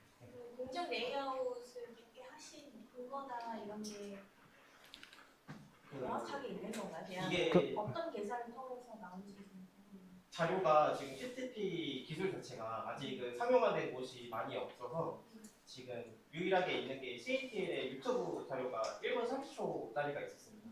그 공정을 조금 분석을 해서 저희가 만든 게 지금 이 결과고 네, 이거를 좀 더 어떻게 개선해 볼지가 저희가 2차 때 해야 되는 것 같습니다. 과제이신 거예요? 네. 그 1분 30초짜리는 어떤 내용이 있었나요? 저희가 구현한 내용들이 있었습니다. 구현한 내용 그대로 갖다 넣으시는 거예요? 그대로 해보려고 네. 그러면은 아까 로봇 가동률을 더 높이고 효율을 높이신다고 했는데 로봇 가동률을 왜 어떻게 높이기 위한 방안이 있으신가요? 로봇 대수를 늘려서 네. 지금 그 로봇이 지금 병목 공정이 현재 공정에서는 병목 공정이 있는데 그러면 다른 로봇들이 쉬고 있는 시간이 있습니다. 네, 그게 유효 시간이 발생하기 때문에 그 로봇들이 쉬는 시간이 없게끔 저희가 챔버를 늘려서 병목 공정을 해소하는 게 목표고요. 그 첫 번째 병목 공정을 해소를 하면 또 다른 로봇들이 실리기 때문에 그 다른 병목 공정이 발생해서 그 병목 공정을 해결하기 위해서 로봇을 추가 배치하려고 하는 게 저희 계획입니다. 등록 공장은 어디 그 네, 챔버로 챔버로 네. 거기서 부분 정도가 발생합니다. 거기를 해결하면 다른 병목 현상이 일어날 수도 있으니까 그걸 확인해 보시면 돼요. 제 이해가 잘 돼요. 병목을 일단 해결을 해야 다른 데 쉴 수 있으니까 다시 가보면 이해가 잘. 일단은 첫 번째 병목 공정을 저희가 발견한 게 챔버 공정인데 그 챔버 공정이 부분 정도 발생을 하는데 그거를 해결을 하면 2분대로 줄어듭니다. 그러면은 3분대 작업 시간이 있는 다른 로봇 작업이 있는데 그러면 얘가 병목 공정이 되는 거기 때문에 이 로봇을 좀 개수를 늘려서 해결을 하면은 좀 라인이 전체적으로 원활하게 돌아간다고 제가 결론을 내렸습니다. 물론 약간 시뮬레이션 해보셨다고요? 네, 맞습니다. 네, 2차로 저희가 구성을 해봤습니다. 나중에 보여주세요. 네. 보여진 게 없으면 네. 확인할 수가 없어요. 네. 그거 화면 그대로 세워놓으시고요. 지금 1차 병목 구간이 있고 그 다음에 또 단일 챔버 가지고 좀 어려우니까 병렬 챔버로 이렇게 늘리겠다라고 얘기했다는 얘기는 그 전 단계에서 시간 측정이 안 되면 나올 수 없는 결과거든요, 저게. 네. 그렇잖아요. 네. 그런데 아까 처음에 말씀하실 때 1차적으로는 기술적으로만 구현을 하고 나중에 퍼포먼스라든지 개선이라든지 이런 것들은 2차에서 보완을 하겠다 이렇게 얘기하셨거든요. 저는 거기서 좀 어폐가 있는 게 1차에서도 숫자가 다 나왔어요. 사실은 시간도 나오고 1차의 퍼포먼스가 나와 있다고. 2차의 퍼포먼스가 뭐 전체 가동률이라든지 전체 생산량이라든지 이런 데서 문제가 있는 공정이 찾아지거든요. 어디가 병목인지, 챔버가 왜 이게 병렬로 늘어나야 되는지 이런 것들을 이미 저기 다 나와 있는데 내 퍼포먼스를 구체적으로 얘기 안 하고 이렇게 표현을 하자면 데이터가 있는데 왜 데이터가 없다고 얘기하냐 하는 게 제가 질문이에요. 데이터 있잖아요. 그 데이터를 저희가 개선해보려고 하는 1차 데이터가 있잖아요, 지금. 네. 챔버가 하나잖아요, 지금. 네. 그럼 챔버 하나라고 하는 것도 데이터잖아요. 근데 그 데이터가 챔버 하나 가지고 안 되겠다. 그래서 2대든 3대든 4대든 한번 늘려보겠다라는 게 2차의 개선 계획이잖아요. 네, 맞습니다. 네. 그리고 첫 번째도 데이터가 있고 또 개선 후에도 또 데이터가 있는 거잖아요. 그리고 그런 부분들을 같이 해서 비포하고 애프터가 이렇게 비교되게 하고 어떤 공정이 병목 공정이다. 어떤 공정은 아예 캐파가 부족하다. 캐파 자체가. 이런 것들을 설명했으면 더 깔끔하게 제가 보기에는 아주 하고 2차의 목표도 제가 발표 중간에 2차는 어떻게 하려고 하지 하는 궁금증을 가지려는 찰나에 지금 공정 병렬화, 분업화, 물동기화가 나왔거든요. 그래서 여기 상당히 아주 진척도가 높은 그런 발표를 하는구나 이렇게 생각을 했어요. 근데 이제 앞에서 이렇게 질문한 부분에 대해서 데이터가 없다고 해서 있는데 없다고 해서 있는 걸 없다고 그러지 해서 질문을 말씀드립니다. 2차에는 그런 부분이 보완됐으면 좋겠습니다. 네.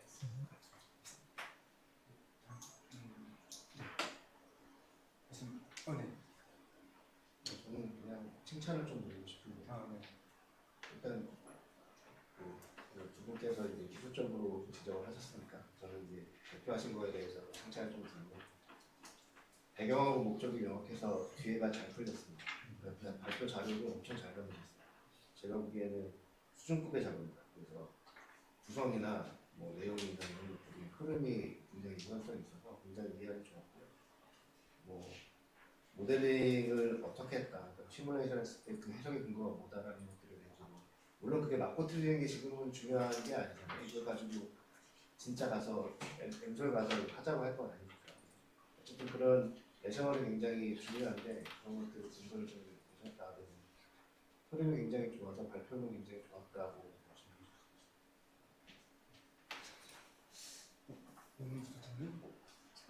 팀원이 적잖아요, 한번. 그래서 걱정했거든요. 오늘 그 소설 때문에 결석했었는데. 그렇군요. 3명 대비 이렇게 잘 나오나 했는데, 네, 한국이 오늘 기대주시라서. 일단 처음에 그렇게 들었는데, 일단 그래서 일단은 그 말씀하신 거 들어보니까 그 유튜브 1분 30초가 어떤 내용인지가 일단 너무 궁금하고요. 그 안에 어떤 내용이 있는지가 일단 너무 궁금해서 뭔가 표준형 그 CDP 공정 모델을 제시한다고 하셨는데 혹시 이미 나와 있는 거에 뭔가 개선 방향을 찾는 게 아닌가라는 생각이 들었어요. 그래서 뭔가 좀 기술적인 부분들이 좀 부족했다는 지적을 앞에 해주셨던 것 같고 그런 부분들을 포함해서 본인들이 이제 생각한 그런 결과물을 이제 최종 발표에서 보여주시면 도움이 될 것 같고요. 전반적으로는 일단 발표가 너무 좋았고 일단 그 PPT 구성이 좋다고 하시는 분이 많았는데 그중 한 개가 이런 그 주제 같은 것들 그리고 또 어떤 메시지를 PPT 한 줄로 이제 하단에 정리하신 부분들이 제일 좋았던 것 같아요. 그런 부분들이 있는 사람에 있어서 이해하기가 쉬웠던 것 같고 특히 그 뭐 용어 설명이라든지 아니면은 이런 것들도 이렇게 다 넣어주셔서 출처나 이런 것들 그런 게 디테일이 좀 살아 있었던 것 같아요. 그리고 또 한 가지 좀 좋았던 거는 뭔가 그 한계점이 인지하는 게 저는 좋았던 게 뭔가 공정의 어떤 부분이 있어서 뭔가 왜 그 반자동으로 갈 수밖에 없었는지 이런 얘기들을 얘기했거든요. 그래서 본인들이 해석을 하실 때도 이게 전체적으로 하는 건 사실 불가능하거든요, 시간 내에. 근데 뭐 FC라든지 이런 데를 집중적으로 해서 이 부분은 내가 하겠다 하는 거는 뭔가 버리고 선택에 집중해서 했다는 부분들도 정말 선택 잘 하신 것 같아서 전반적으로 잘 봤습니다. 전반적으로 주제가 잘 드러나서 저도 명확하게 좀 이해를 잘 했고요. 전에 다 말씀해 주셨는데 나중에 결과물이 이제 아직 명확하지 않아서 나중에 지금 했던 에지이즈 그다음에 하고 2차 때 투비 비교해서 무엇이 문제점이었고 이 부분이 이렇게 개선됐다를 명확하게 한 장 딱 정리해서 나중에 2차 때 딱 발표하시는 것까지 수고하셨습니다. 네.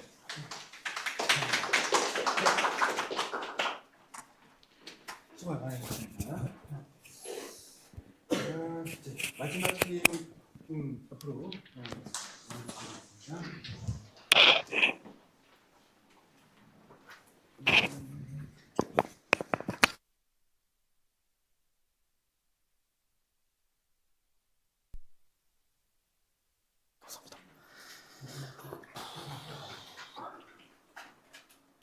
전체 화면 해줄 수 있나요? 네, 저희도 한 명 구제여가지고. 자, 그러면 마지막으로 발표를 하게 된 우리 에어로존 앞으로 모셔보겠습니다. 한 박수 부탁드리겠습니다. 안녕하십니까. 에어로존 팀 발표를 맡은 김지원이라고 합니다. 지금부터 발표 시작하도록 하겠습니다.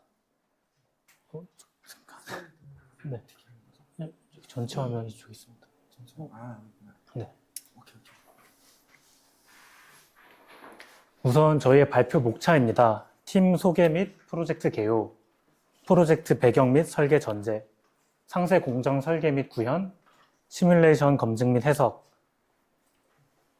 그리고 프로젝트 관리 및 향후 계획 순서대로 발표드릴 예정입니다. 우선은 첫 번째로 팀 소개 및 프로젝트 개요입니다. 이 장에서는 저희 팀 소개 및 프로젝트 개요, 그리고 팀원 소개 및 업무 분담, 개발 환경 및 협업 툴에 대해서 발표드릴 예정입니다. 우선은 저희 팀명인 에어로존은 에어로, 항공, 우주 분야, 산업 분야에서 좋은 전문성을 갖춘 특화 영역을 의미합니다. 항공, 우주 제조 분야에서 전문성을 갖추어 최고 역량을 발휘하겠다라는 목표를 담았습니다. 또한 저희의 팀 목표인 AZ, 이제 ASAP, as soon as possible에서 따와서 as zero as possible이라는 모토를 설정해왔습니다. 또한 저희 이제 존이라는 단어도 제로 디펙트와 원스톱 프로세스에서 앞글자를 따와서 존이라는 설정을 하였습니다. 아무래도 극한의 환경을 견디는 터빈 블레이드의 복잡한 형상 구현과 정밀 가공을 위해 입고부터 출고까지 아우르는 과정을 설계하고자 합니다. 저희 팀원 소개로 다시 인사드리도록 하겠습니다. 팀장을 맡은 김지원이라고 합니다. 그리고 저희 이제 모델링 총괄을 맡아주신 이재우 팀원님, 그리고 데이터 관리를 맡아주신 오윤경 팀원님, 그리고 현재는 다른 일정으로 부재 중인 레이아웃 관리의 백성열 팀원님으로 이루어져 있습니다. 저희가 프로젝트를 진행하며 사용한 협업 툴들입니다. 모델링들을 위해서 카티아의 4가지 툴 사용하였고, 이제 공정 시뮬레이션과 레이아웃을 위해 데미아, 또 사출 해석을 위한 시뮬리아, 그리고 저희가 자료 공유 및 활용을 위한 에노비아, 또한 회의록과 자료 정리 등을 위해 사용한 노션, 그리고 실시간 화면 공유와 즉각적인 피드백, 이슈 논의 등을 위해 디스코드라는 툴을 사용하였습니다. 두 번째 장에서는 저희가 시장 분석 및 타겟 설정, 문제 정의 및 자동화 전환의 필요성, 프로젝트 수행 방향성, 그리고 생산 목표 및 KPI 설정에 대해 발표드릴 예정입니다. 현재 두 가지 보이는 그래프는 국제항공운송협회 IATA와 보잉사에서 제공하는 자료들입니다. 아무래도 코로나 팬데믹 때 급감한 항공 수요가 정상화를 넘어서 현재까지도 꾸준히 성장을 진행하고 있고, 그에 따라서 이제 글로벌 항공기 운용 전망도 현재 협동체가 18,000대 가량에서 20년 후에는 2배 가량 35,000대로 상승을 보이고 있습니다. 그래서 현재 주문 대수가 글로벌 시장 기준으로 협동체가 76%라는 비중을 차지하고 있고, 그 76% 비중 내에서도 에어버스사의 A320 패밀리와 보잉사의 737 맥스 기종이 87%, 약 90% 가까운 비중을 차지하고 있습니다. 그래서 저희가 HPT 하이프레셔 터빈 블레이드를 선정하게 된 이유는 이제 해당 이미지에서 이 부분이 연소실이고, 연소실 바로 뒤에 위치해서 고온 고압의 가스를 회전 에너지로 전환시키는 역할을 합니다. 그렇기 때문에 이제 고온 고압의 환경에서 대응하기 위한 복잡한 내부 냉각 유료가 필요하고, 그에 따라서 니켈 기반 초내열 합금을 사용하고 있습니다. 아무래도 이제 저런 가혹한 환경에서 동작을 하는 부품이다 보니 저희가 이제 기술적인 난이도와 정밀한 가공, 그리고 그에 따른 이제 많은 교체 수요가 필요하기 때문에 해당 부품으로 결정하게 되었습니다. 현행 수동 공정에서는 이러한 문제들이 발생되고 있습니다. 인베스트먼트 캐스팅 주조 단계에서는 불균형 냉각에 따른 비틀림이나 굽힘으로 인한 변형, 또 이제 주조 과정 중 내부 세라믹 코어의 이동으로 인한 두께 불량, 또 이제 머시닝 가공 과정 중에서는 이제 홀이 충분히 관통이 되지 못해서 유로가 생성이 되지 않는다던가, 오히려 너무 깊게 가동이 되어 반대쪽 내벽까지도 문제가 생긴다라는 문제가 생기고 있고, 서페이스 트리트먼트 표면 처리 중에서는 이제 코팅제가 가공된 미세 홀을 막아 냉각에 문제가 생긴다든지, 아니면 이제 코팅 두께의 불균일이 생기면서 그로 인한 열 차폐 성능이 저하되는 문제가 발생이 되고 있습니다. 이러한 문제를 바탕으로 저희가 자동화를 도입했을 때에는 품질 표준화로 인한 품질 변동성의 해결, 수율 극대화로 인한 불량률의 저감, 그리고 리드타임 단축으로 인한 생산 효율성을 증가시킬 수 있습니다. 현재 저희가 목표로 삼고 있는 공정은 롤스로이스사의 어드밴스드 블레이드 캐스팅 퍼실리티입니다. 영국 로더럼에 위치해서 블레이드를 생산하는 전문 시설로 되어 있고, 이 공간에서 150명의 숙련된 엔지니어와 숙련 전문공이 연간 최대 10만 개의 서빙 블레이드를 생산하고 있는 걸로 자료가 확인됩니다. 그래서 규모는 4,235평, 국제농구협회 기준 농구장 크기 기준으로 33개 정도 규모의 부지를 차지하고 있습니다. 그래서 이를 통해서 판단할 수 있는 앞서 설명드렸던 에어버스사와 보잉사의 수주와 롤스로이스사에 제공되고 있는 데이터를 판단해서 저희도 동일하게 연간 10만 개 규모의 블레이드 생산을 목표로 하고 있습니다. 또한 완전 자동화로 인해서 효율을 올리고서 글로벌 공급망의 병목 해소를 위한 공급을 목표로 하고 있습니다. 3장에서는 저희가 이제 진행한 상세 공정 및 구현된 설계에 대해서 진행드리고자 합니다. 제조 공정 프로세스, 워크피스 및 EOAT 품목, 레이아웃 배치, 공정병 산생 모델링에 대해서 설명드릴 예정입니다. 간단하게 말씀드리면 인베스트먼트 캐스팅, 주조 검사, 그리고 후처리, 그리고 후처리 후 최종 검사 순으로 진행되고 있습니다. 저희가 각 공정별로 모델링한 제품들입니다. 내부 유로 형성을 위한 세라믹 코어, 그리고 이제 세라믹 코어가 내부에 들어가 있는 왁스 패턴, 왁스 패턴이 이제 이후 공정 위에 트리에 장착된 왁스 트리, 그리고 이제 앞선 작업들을 사용하기 위한 툴들을 저희가 제작을 하였습니다. 또한 이제 해당 왁스 트리 부품에 이제 겉면에 슬러리와 샌딩 처리를 해서 주조용 틀의 시작을 알리는 제품도 설계하였고, 이후 이제 여러 번의 반복 처리 이후 두꺼워진 형상도 모델링하였습니다. 또한 이 공정에서는 틀이 3개가 동시에 이동이 되기 때문에 3개의 이동을 위한 툴도 제작을 하였고, 이제 해당 부분에서 트리의 이송을 위한 바 부분을 제거한 몰드 형상입니다. 또한 몰드 이송을 위한 툴과 절단 후 이제 기본 터빈 블레이드 형상, 그리고 하단에 이제 세라믹 코어를 제거한 형태의 블레이드도 제작이 되어 있습니다. 그리고 다음으로는 이제 하단부에 앞서 가공된 블레이드를 가공으로 인하여 이제 뿌리부를 가공한 모델링과 해당 부품의 이송을 위한 툴, 그리고 EDM 홀 가공으로 해서 홀이 나와 있는 모습입니다. 또한 이제 코팅 과정을 거치면서 색상의 변화로 코팅을 마무리했다라는 것을 표현을 하였습니다. 그래서 총 저희가 모델링한 워크피스와 EOAT 품목에 대해서 한 페이지에 표현을 해두었습니다.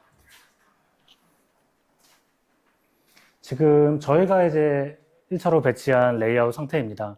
앞서 설명드린 순서대로 왁스 트리 어셈블, 세라믹 셀링, 디왁싱 앤 푸어링, 디쉘링, 커팅, 코어 디솔빙, 그리고 캐스팅 인스펙션, 머시닝, 샤피닝 앤 TBC 코팅, 파이널 익스프레션 순서로 레이아웃을 설정하였습니다. 이 현재 크기대로는 앞서 설명드렸던 롤스로이스의 ABCF에 비해서 10분의 1 규격까지도 저희가 레이아웃을 줄이는 데 집중했습니다.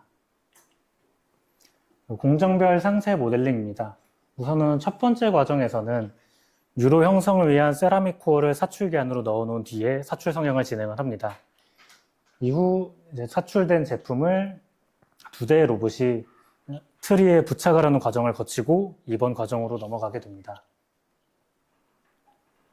그리고 2번 과정에서는 1번 과정에서 생성된 트리 3개를 동시에 이송을 진행을 하면서 지금 로봇이 이동하는 슬러리 탱크 1번 사진처럼 처음에 이제 트리 위에 슬러리를 도포한 후에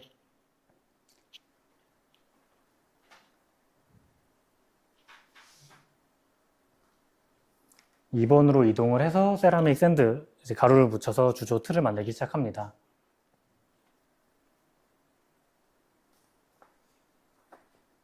그 이후 제품이 이제 중간 거치대를 거쳐서 반대쪽에 있는 건조기로 이동을 하면서 이제 건조를 반복하면서 주조를 위한 틀을 생성을 합니다.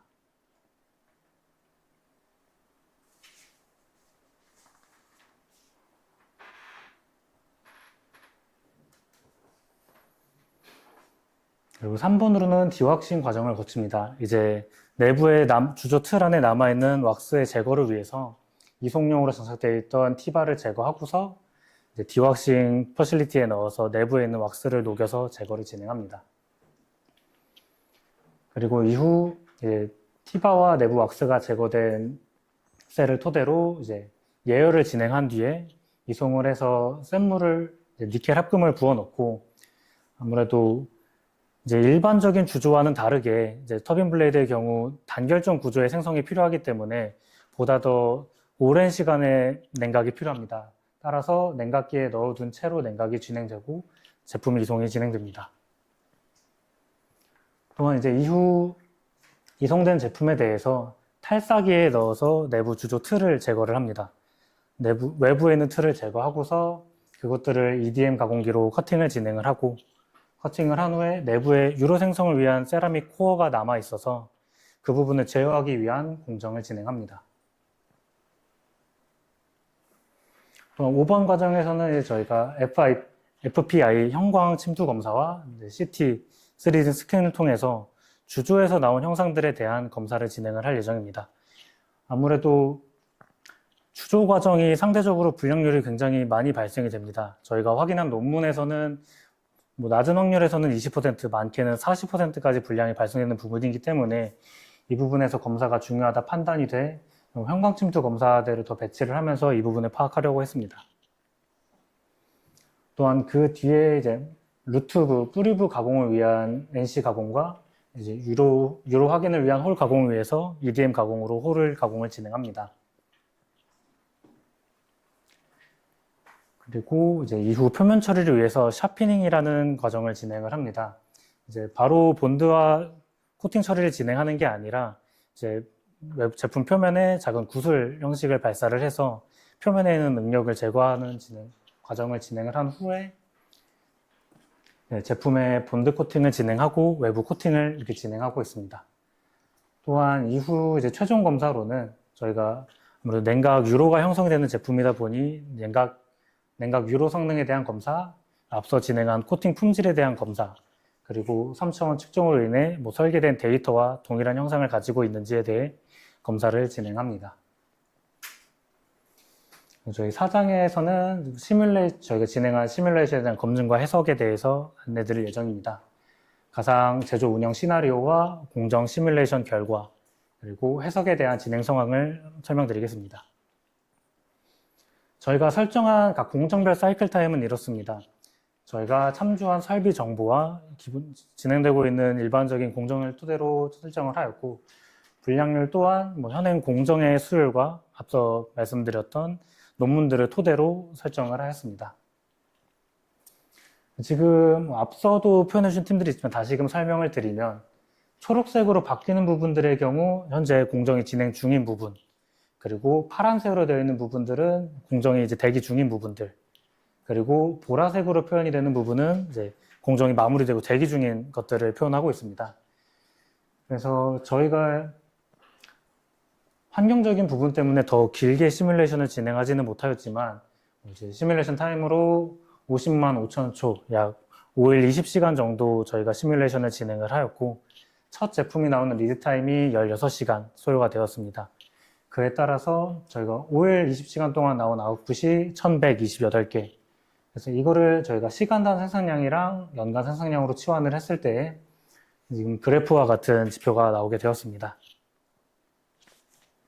저희가 또 확인된 부분은 해당 2번 공정에서 1번에서 마무리되고 2번으로 넘어가는 과정 중에서 병목이 확인이 되었습니다.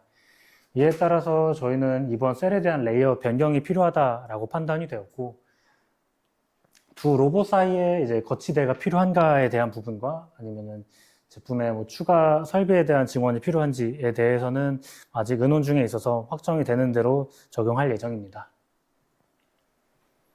또한 저희가 이제 아무래도 1번 공정에서 시간이 짧아져야 이후 공정에 대해서도 병목이 생긴다거나 밀리지 않기 때문에 사출에 대한 부분의 해석을 진행을 하였습니다. 저희가 이제 왁스와 세라믹에 대한 물성칠 입력 이후 해석을 진행하였으나 아무래도 사출 해석은 다른 해석들과 다르게 총 4가지의 과정을 거쳐야 됩니다. 저희가 몰드에 대한 해석, 이후 주입에 대한 해석, 그 이후 냉각 및 보압에 대한 해석, 변형에 대한 해석이 모두 통과가 되어야 해석이 완료가 되는데, 현재 라이선스에 대한 부분 때문에 저희가 전체 계속 통과를 진행하지 못하였지만, 아무래도 저희가 그 부분은 추후에 시도를 해서 다시금 해석을 마무리해야 될 것 같다라고 판단을 하고 있습니다. 또한 저희 프로젝트 관리 및 향후 계획에 대해서 설명드리겠습니다. 현재 저희 데이터 관리는 발표별로 텀을 나누어서 중간 발표, 지금의 최종 발표, 그리고 추후 2차 프로젝트에 대해서도 발표별로 나누어서 관리를 진행할 예정이고, 그에 따라서 폴더를 나누고 이제 팀명과 팀원명과 팀명을 넣어서 관리를 하고 있습니다. 또한 셀에 대해서도 아무래도 저희가 셀 수가 많아지다 보니 셀에 대해서 저희 캐스팅 부분과 이제 후처리 부분, 그리고 그 내에서도 번호를 각각 기입을 해서 관리를 진행하고 있습니다. 저희 프로젝트 일정입니다. 현재 남색으로 표현되어 있는 부분은 저희 팀원이 다 같이 진행한 부분들이고, 지금 제가 뭐 가독성이 조금 떨어질 수는 있는데, 이제 윗줄에, 항목에 대해서 윗줄에 있는 부분이 초기 계획했던 일정, 그리고 그 아랫줄에 있는 부분이 저희가 실제로 진행된 부분에 대해서 표기를 했습니다. 그리고 저희가 아무래도 중간에 인원이 빠지게 되면서 구성원 변경에 대한 문제가 발생이 됐습니다. 그에 따라서 저희가 원래 한 명의 담당자가 진행하던 회의록이라든가 문서적인 부분을 저희가 워드로 관리하던 걸 노션이라는 협업 툴로 변경을 하면서 그 인원에 대한 부담을 낮추게 되었고, 또한 그에 따른 업무들도 새로 재분배를 진행을 하면서 서로의 부담을 낮추기로 같이 이야기를 하였습니다. 또한 앞서 설명드렸던 해석 툴 토큰에 대한 문제로 인해서 시뮬레이션이 정상적으로 진행이 되지는 않고 있습니다.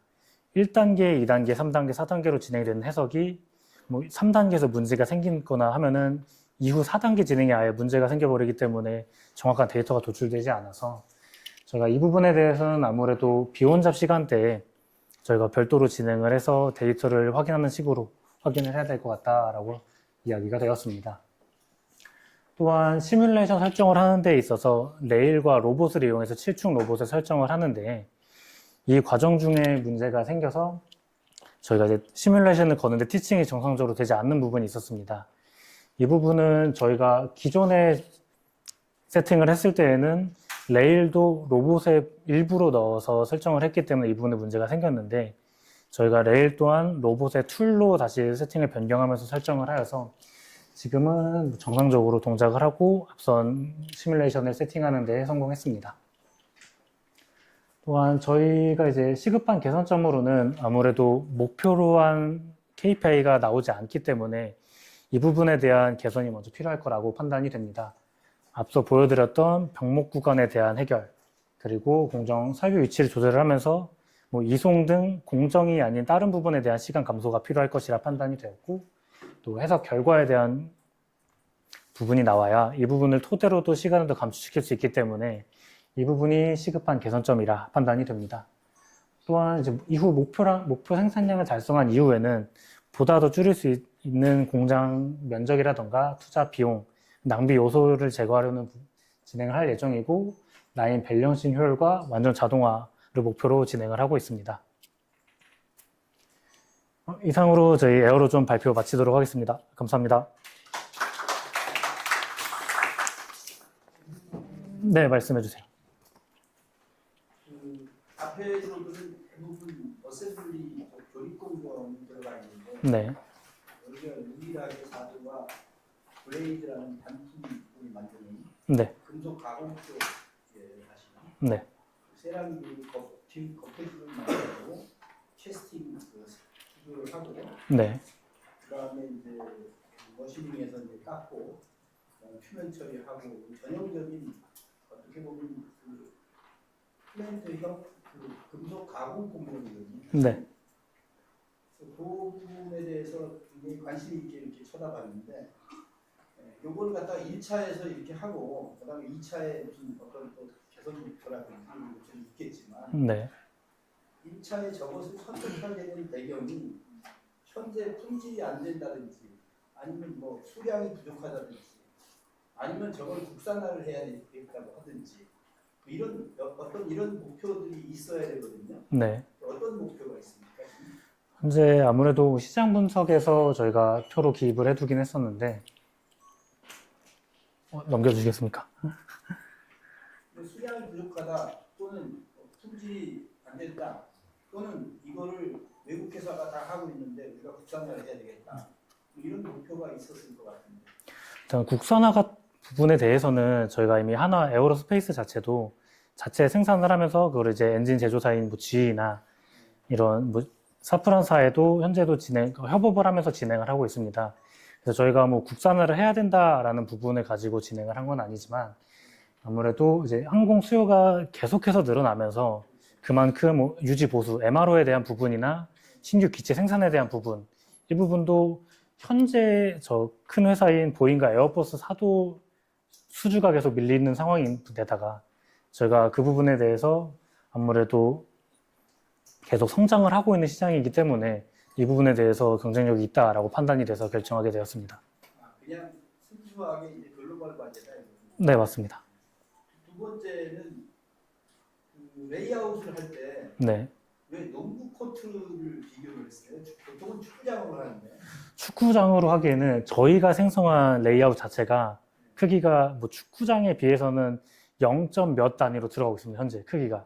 그렇다 보니 상대적으로 그 다음 되는 크기를 생각을 하다 보니 저희가 더 비슷하다라고 하면은 배구 코트가 오히려 조금 더 비슷할 수가 있는데 아무래도 들으시는 청중분들께서도 와닿는 데에는 상대적으로 농구 코트가 조금 더 가깝기도 하고 해서 저희가 비교를 농구 코트로 결정하게 되었습니다. 하나만 더 질문하고. 네, 말씀해 주세요.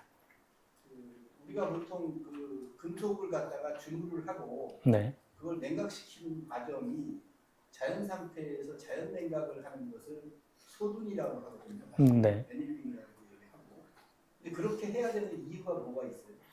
강제 냉각을 시키지 않고. 이제 현행 공정, 수동 공정들에서도 말씀 주신 것처럼 자동으로, 그러니까 자연 상태 상온에서 냉각을 진행을 합니다. 근데 그렇게 되면은 저희가 이제 터빈 블레이드 같은 경우가 고온을 받았을 때 이제 보통 금속이 문제가 생기는 거는 결정대 사이의 결정 립에서 문제가 생기는데 그 결정 립을 없애기 위해서 시간을 길게 가져가야 합니다. 근데 이게 상온에서 진행을 하게 되면 저희가 지금 건조기별로 시간 세팅이 1시간씩 총 6번 반복을 진행을 하는데 자연 건조 시에는 이 과정이 10배 가까이 9시간에서 10시간 소요가 됩니다. 한 번당. 그렇다 보니 이제 그 시간을 단축하기 위해서 지금 저희가 레퍼런스 삼은 DS 테크놀로지라는 사에서 이 결정력계 형성에 대한 건조기를 이제 제작을 하고 이제 개발을 하고 있어서 그 부분을 저희가 레퍼런스 삼아서 진행을 하게 되었습니다. 제가 질문한 건 네. 2차 프로젝트에서 궁금해서 네. 질문을 한 거니까 잘 도와주셨으면 좋겠습니다. 네, 감사합니다. 질문은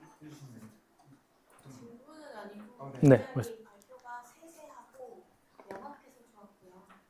그리고 전체적으로 잘 살펴보신 것 같아요. 이 공정을 세부적으로 어떻게 해야 되고 그리고 인원도 좀 작죠? 저희 한 명이 지금 부재 중입니다. 외부 일정으로. 네. 원래는 5명씩 시작했는데 중간에 사정이 있어서 2분이 빠졌습니다. 그래서 공교롭게 4, 4, 4, 5가 돼버렸습니다. 귀신 하나 있어요. 네. 그래서 굉장히 잘 준비하신 것 같고 이야기도 되게 쉽게 발표를 해주셔가지고 굉장히 잘하셨다고 생각합니다. 감사합니다. 다음 질문. 네. 질문은 아니고 저는 전반적으로 잘 들었고요. 근데 저는 사실 시장 분석한 거랑 뭐 말씀하셨지만 타겟 설정한 거랑 연관성을 잘 이해를 하지 못했거든요. 네. 항공 산업이 늘어났는데 갑자기 왜 그 단결점 블레이드를 선택하고 뭔가 그런 부분들이 저는 살짝 모호하다고 느꼈고 네. 그리고 그 뭔가 공정 뭐 레이어 할 때도 기존 거 이제 공정 규모를 이렇게 축소한 그 부분들도 너무 그냥 빨리 넘어간 것 같아서 사실 그런 부분들이 저는 좀 아쉬웠어요. 네.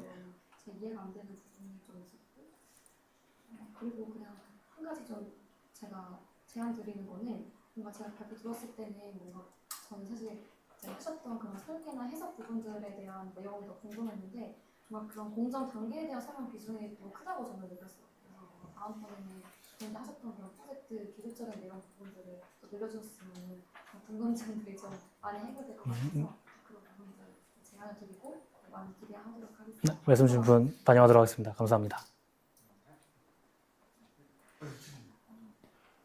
전반적으로 상세 프로세스를 자세하게 하셨던 것 같은데 그거에 대한 전체적인 맥락, 큰 목적이나 목표에 대해서는 조금 좀 있지 않았나. 그래서 상세를 설명을 듣는데 왜 하지?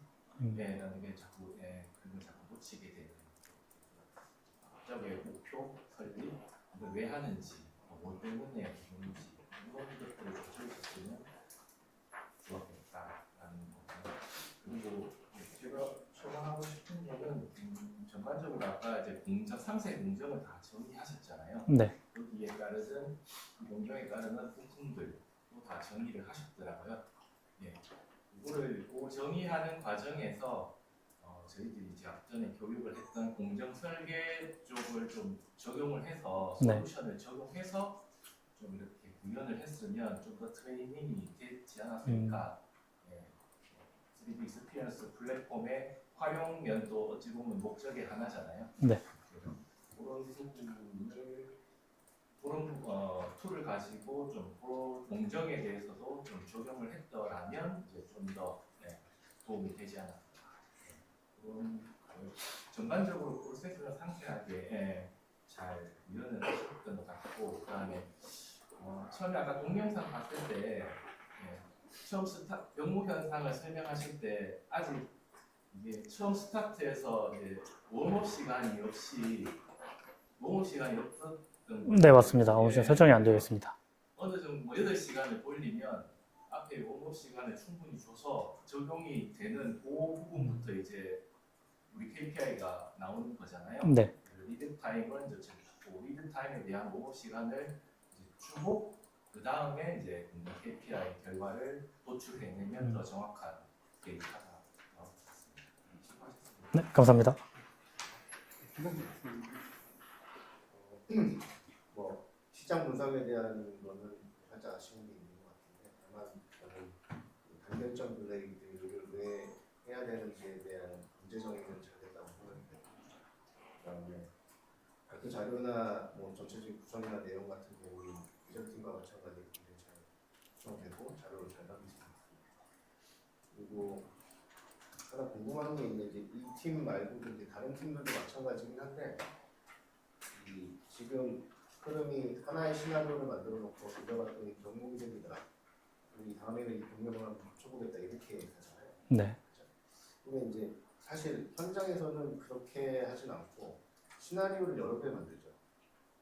시나리오를 여러 개 만들어서 여러 개의 KPI를 비교해서 좋은 시나리오를 선택하는 형식으로도 많이 합니다. 물론 이제 뭐 명확한 시나리오가 있다고 하면은 그렇게 진행하는 게 맞긴 하겠지만, 왜냐하면 변수가 너무 많기 때문에.